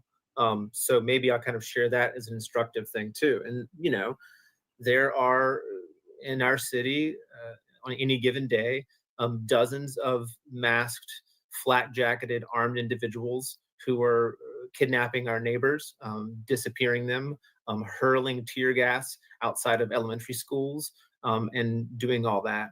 And so people could have fallen into hopelessness and drawn lessons from that.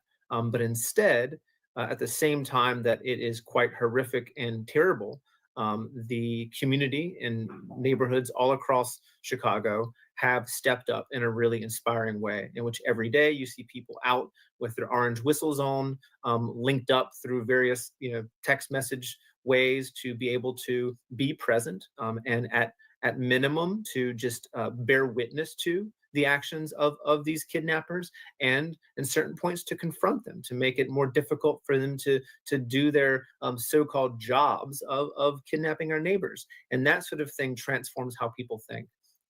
When the first wave of ICE raids started occurring in the neighborhood where I live, there was one instance in which they grabbed a particular individual, and people called a demonstration in that neighborhood the next day, and there was an impromptu rally, basically just people chanting "No hate, no fear, immigrants are welcome here" all along the streets for blocks. And that transformed how people thought about the moment. Instead of it seeing just of one of fear, it was one of, we can actually protect each other, we can keep each other safe, and those sorts of things. And so I think like as ideology, so much is how ideology changes under struggle. And our main task, I think, is how to get people activated, to take those partial struggles that we talked about in the quotes, and how to connect them up. But there is that ideological task. And so I think for the work that I'm trying to do in this book, a lot of it is to just hammer on the concept that the police as a body, as an institution, cannot be reformed. Their reforms can occur that can limit the violence of the police, their unaccountable nature, et cetera, but as an institution, they are unreformable. To take away the thing that makes them the most dangerous, their ability to have this monopoly on force that they can use basically at their own discretion up to the point of killing you, to remove that component of their task actually is to remove them as an institution. And so I think the ideological work is just hammering upon how police don't keep us safe, of which, there are many other people who have done that work to sort of demonstrate that, but also linking that up with that do the work, unreformable do as the a body, work. And that unreformability of the police is also related to bigger structures in society, like that of the state, which kind of takes us back to where we started. Indeed.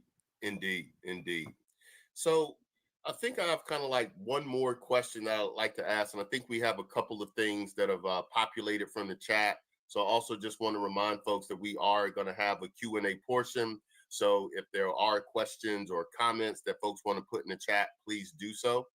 But as I ask you both to kind of think about each other's work. Guys, Cynthia has graduated to now doing super chats as well. So not only do you guys benefit with channel memberships, but I benefit from super chats. Awesome. Thank you, Cynthia, for the Fascist Fund. I appreciate it. That's what we're going to call super chats from now on. It's the Fascist Fund. It's the Mutual Aid Fascist Fund. Thank you, my dear. Brian, what do you think? How do we reclaim communism, and what is its connection to abolition?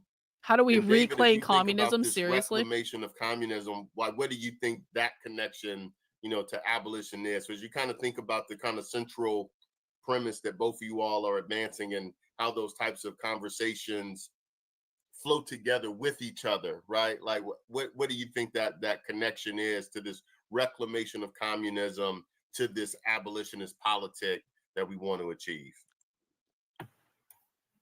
I can go first, Dave. Yeah, I mean, I think that I think one of the things that's important about David's work is I think people get lost in the terminology so much, and have been put on the back foot because of historical contexts.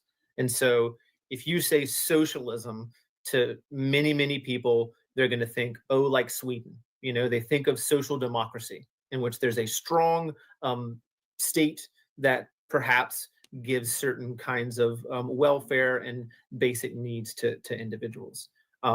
You say communism, and you think of some of the more kind of authoritarian countries that David talks about. And so I think that like what we do with that is that there is, I think, a visionary core that I think is exemplified by Marx and Engels and all those people, that is really a liberatory vision of kind of what we've been describing, of people taking charge of their worlds, of saying, hey, we can actually democratically control our resources, our labor, our self-determination. Hey, thanks, Sassy. I appreciate it. That we can do so in a way without, a state lording over us. And so I think that liberatory vision, I think David trying to reclaim communism is something that is like a positive thing, and really methodically discounting and taking away the various ways that terminology has been kind of bastardized, I think is something to lay hold to and claim today. And it gets to what we're talking about as far as some of the symmetry. We talk about abolition, we talk about communism, and they intertwine in a way where to take real actual control over our society, we'll have to get through the police. And if we control our society in that way, most likely we'll not need any institution that resembles in any way that of the police. That's what he's saying. He's like, we need to overthrow the police in order to overthrow capitalism. And if we overthrow capitalism, we won't need any system that resembles our current prison system. Claim communism is something that is like a positive thing, and really methodically discounting and taking away the various ways that terminology has been kind of bastardized, I think is something to lay hold to and claim today. And it gets to what we're talking about as far as some of the symmetry. We talk about abolition, we talk about communism, and they intertwine in a way where to take real actual control over our society, we'll have to get through the police. And if we control our society in that way, most likely we'll not need any institution that resembles in any way that of the police. Word. Thanks for that, Brian. And I would say for me, Brian's book, by looking at abolition from the communist perspective, I mean, it's a wonderful book, and I highly recommend people to check it out. But it really distills some of the best things that have come out of the abolitionist organizing in recent years, and it really puts, again, human freedom at the center, right? It really shows about the kinds of unnecessary violence that we take for granted and that don't have to be that way, and that shouldn't be this way in the society that we want to live in. So it's reclaiming a vision of freedom, which is vital for, I think, reclaiming a communist or socialist project in our times, because that project has been so distorted, besmirched, and damaged by the historical experiences of both social democracy. I mean, I live in a province, Manitoba, in Canada, right?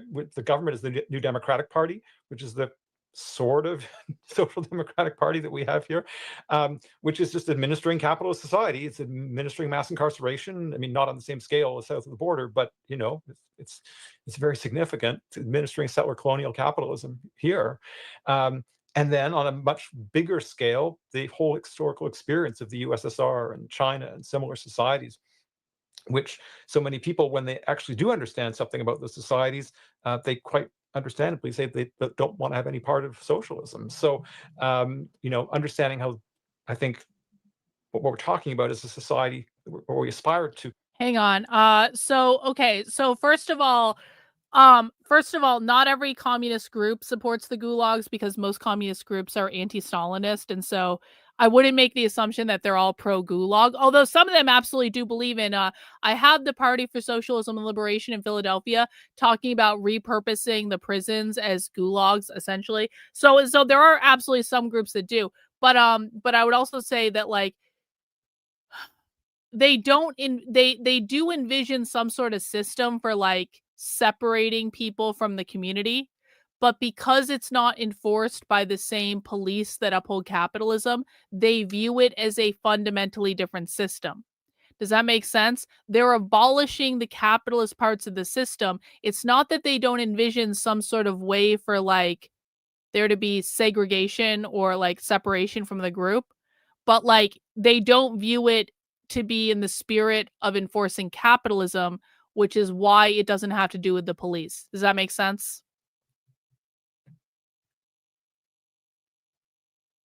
Create as a society which is classless and stateless, and that includes a world beyond the police. I think that's a vital part of reclaiming this vision of human liberation against the increasingly dire. In other words, the police, here's what it is. Okay, I'm thinking through how to explain this as I'm talking. Okay.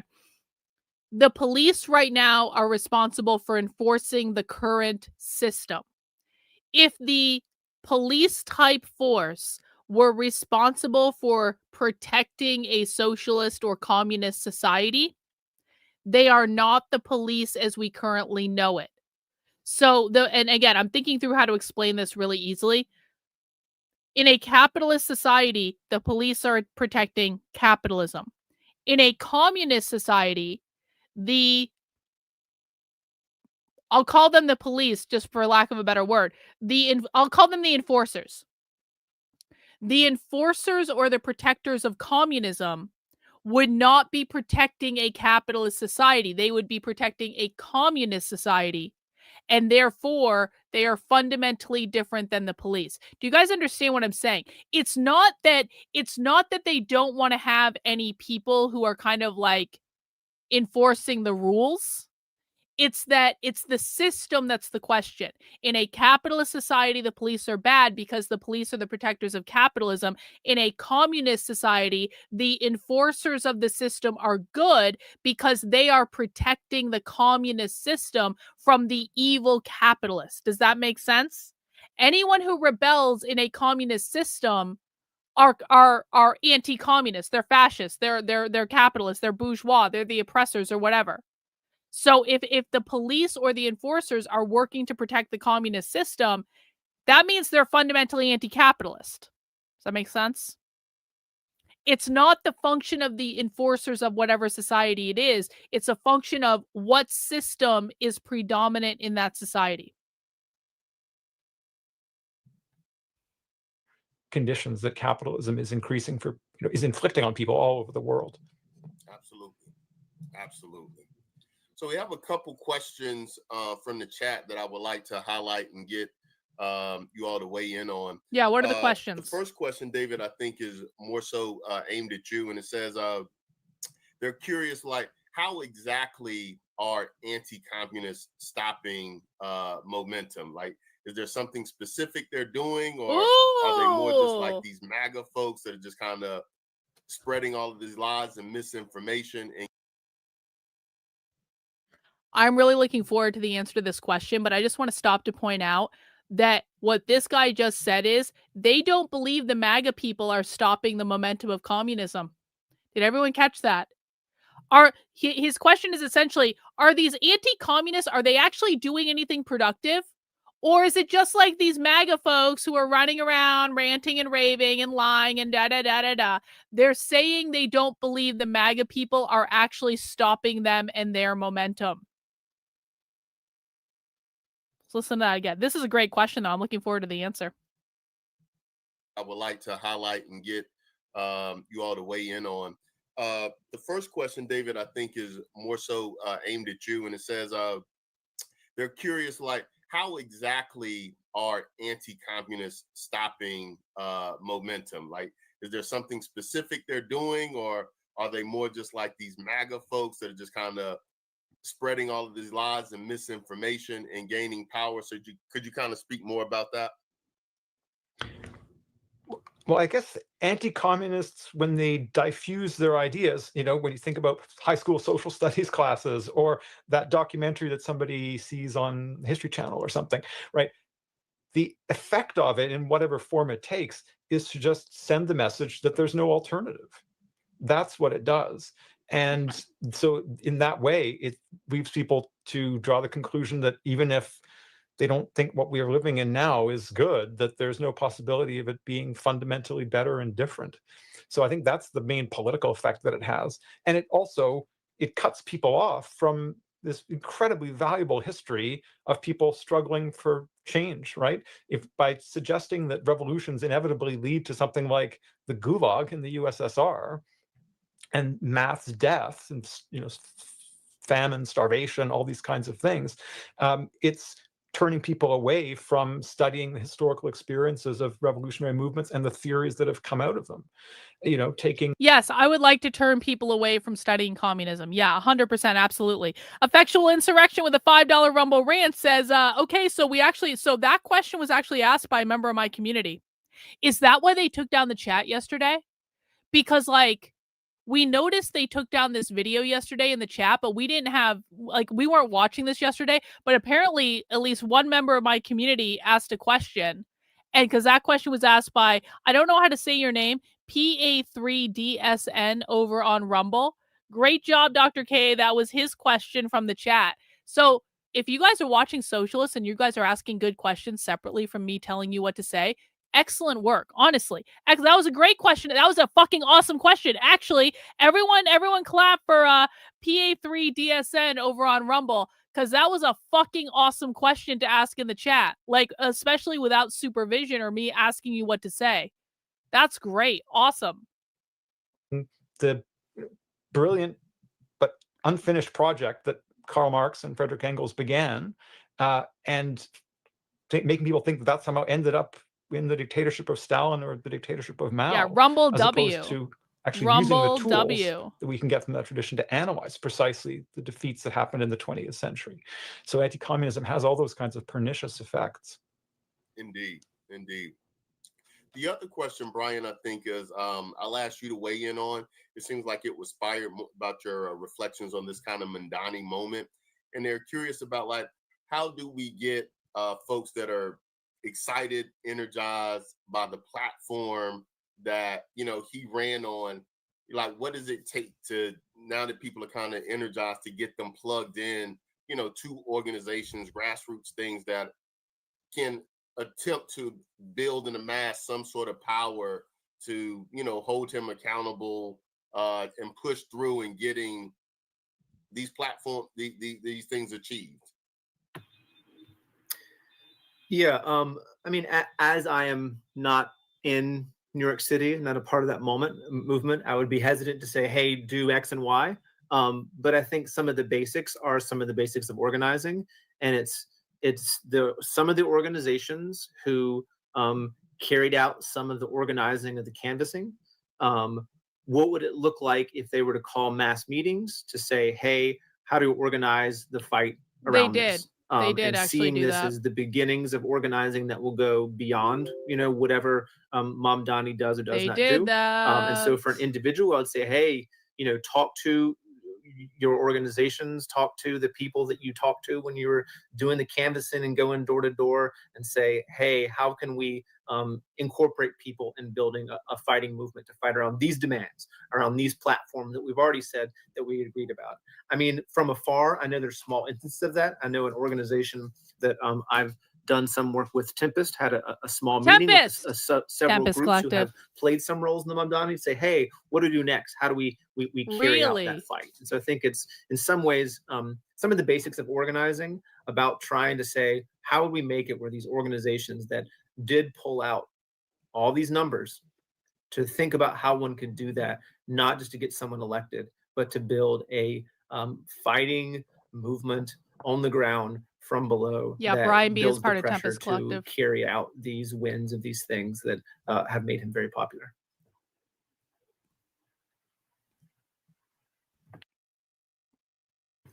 Oh, I think you're muted, D. Thank you for that, comrade. So we have another question that came in from the chat. It says, at what point did past socialist countries become not socialist? Did they divert away from that? I promise you that was asked by someone in my community. Who did it? Who asked that question? When do socialist countries become non-socialist? Who did it? That was now I understand why they shut down the chat. They were afraid.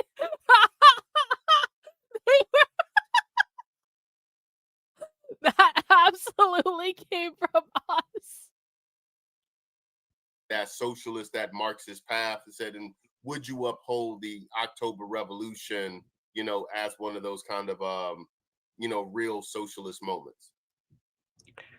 Thanks for the question. So yes, the October Revolution in Russia in 1917 was an incredibly important historical experience because the working class supported by the peasantry actually took power into its own hands and opened up the door to the beginning of a That's not the transition in the question. direction of communism. That was not But the unfortunately, it question. was unable to actually proceed down that path because of the conditions in Russian society.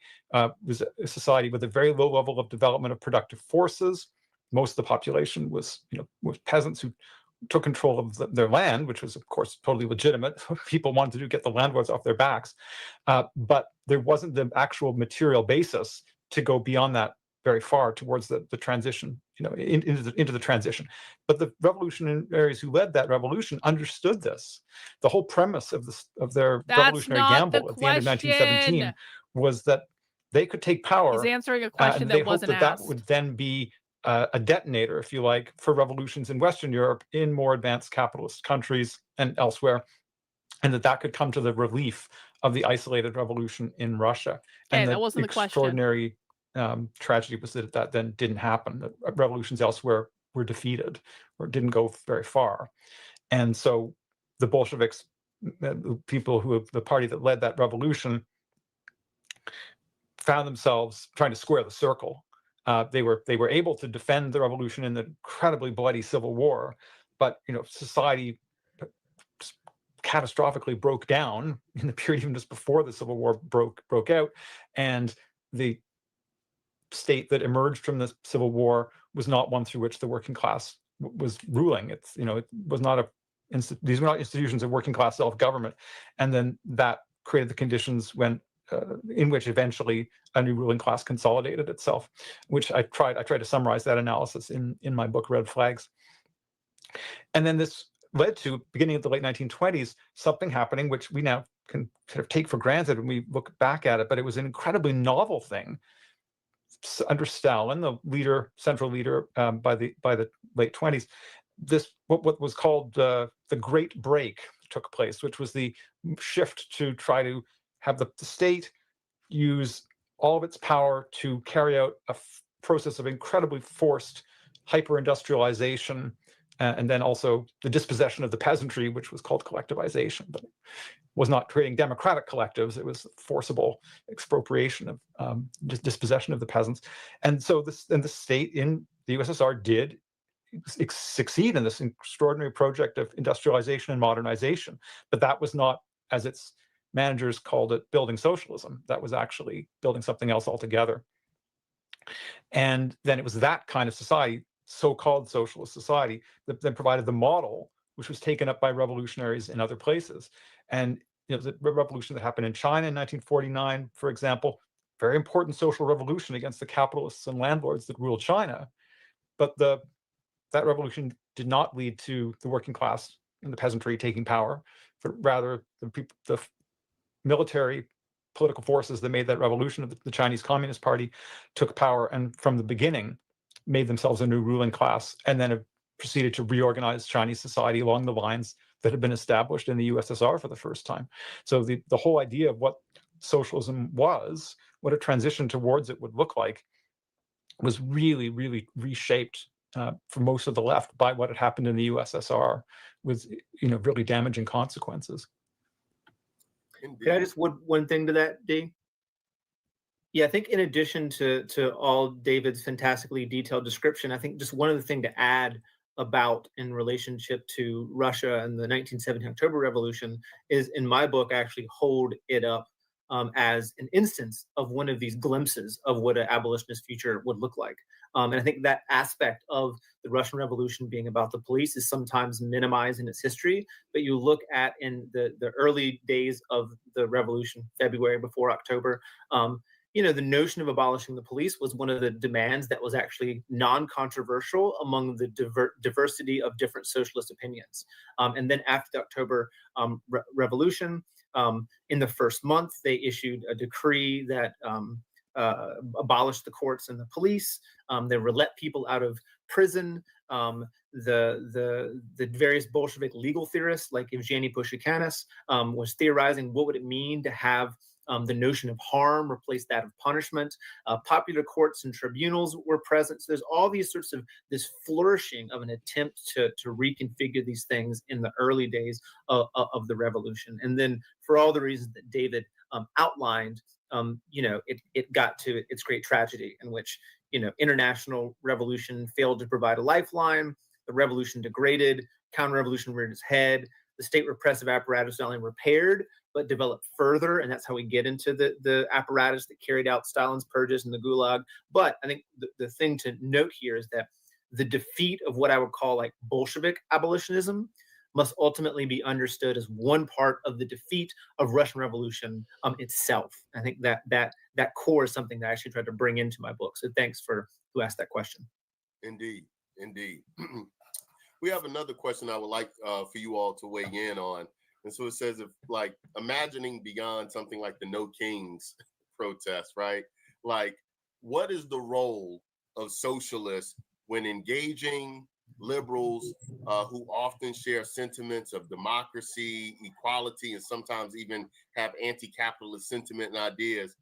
How do we engage them in terms of getting them to participate in more meaningful collective action? You both spoke about the importance of collective action and that being. How do we recruit and radicalize more liberals to our cause?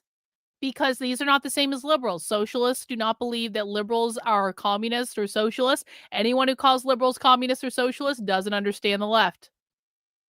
In a fertile terrain for ideas to change and shift.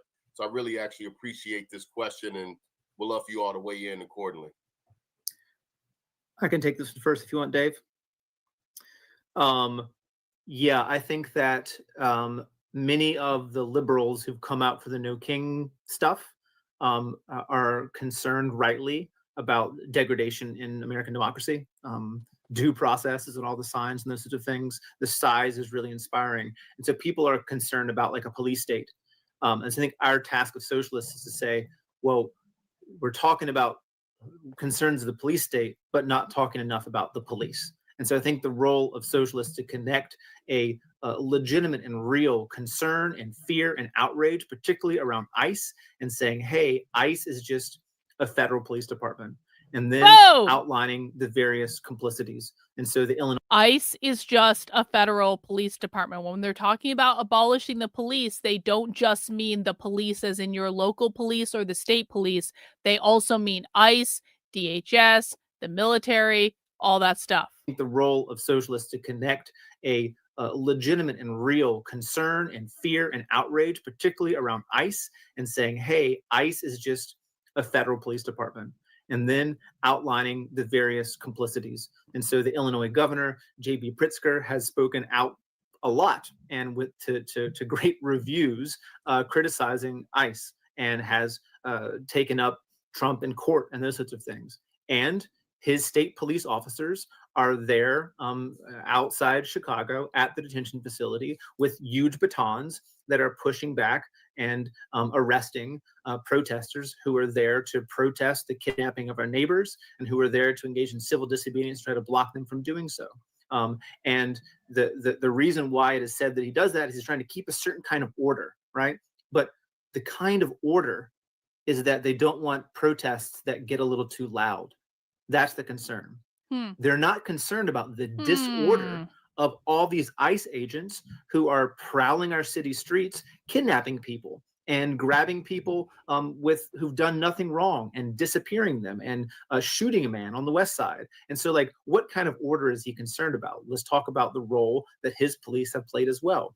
The same thing with the Chicago Police Department. Brandon Johnson has also spoke really positively. You know, he kind of sort of gestured towards a general strike, and he's similarly taken them to court at the same time that his police go out and they arrest protesters who are trying to bear witness to the kidnapping of ICE agents. The ICE agents who shot a man on the northwest side, there's body cam footage of that killing, and Brandon Johnson's appointed head of police, Larry Snelling, has, at least as of a few hours ago, said he's not going to release the video. This is even a video of like a CPD officer. This is an ICE officer. And so I think talking about you're worried about and you're concerned about the anger about ICE, yes, that's great. And let's patiently connect that up with the role that police play in general in society.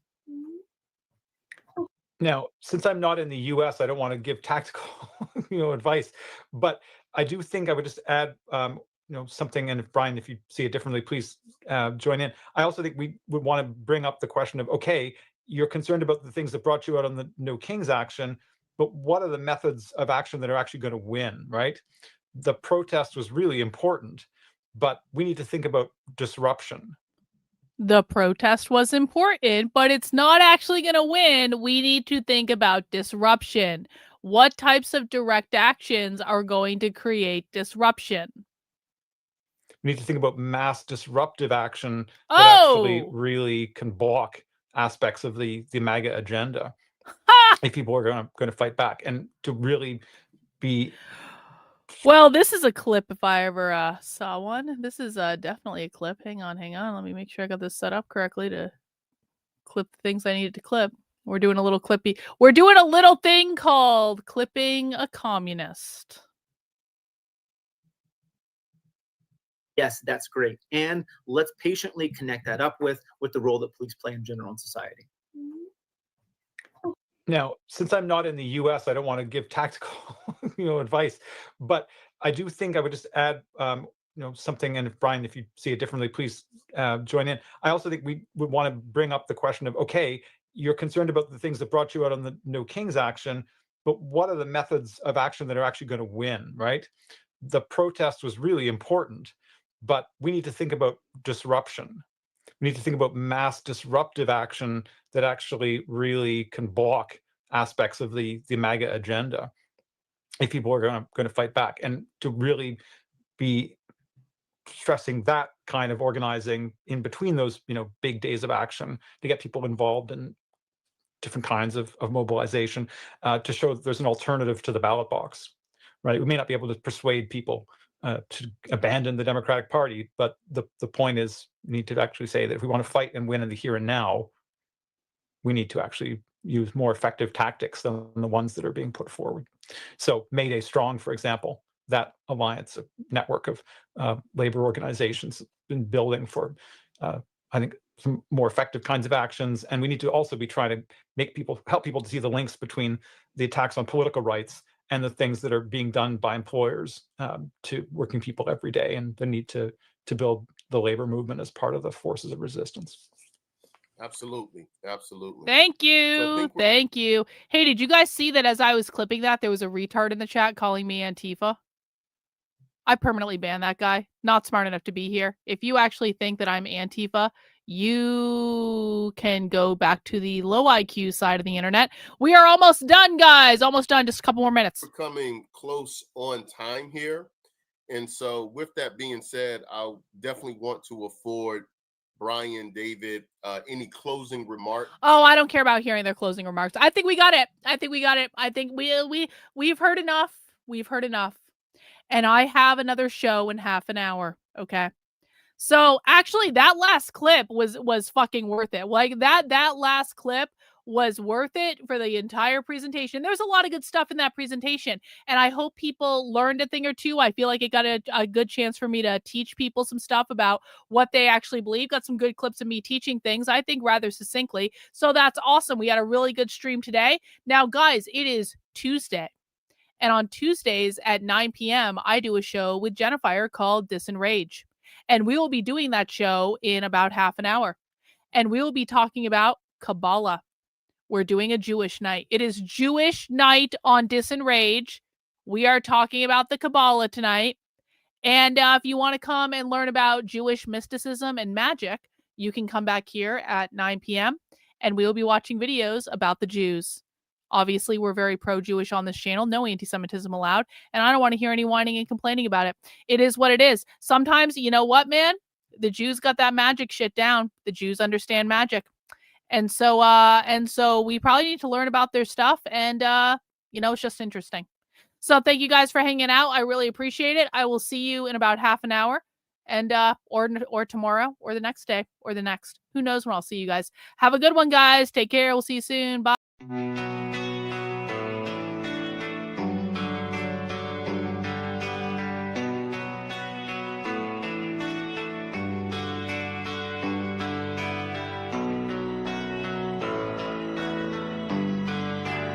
How are you feeling? How long have you been here? 3 months, May 17th. And what brought you? That's difficult to answer.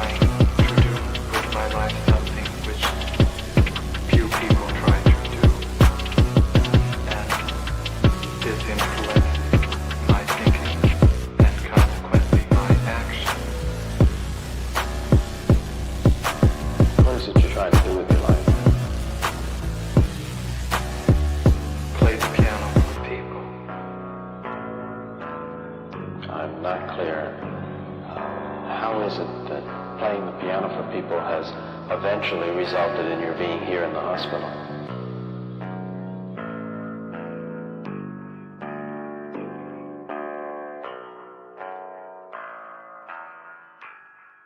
That's difficult to answer.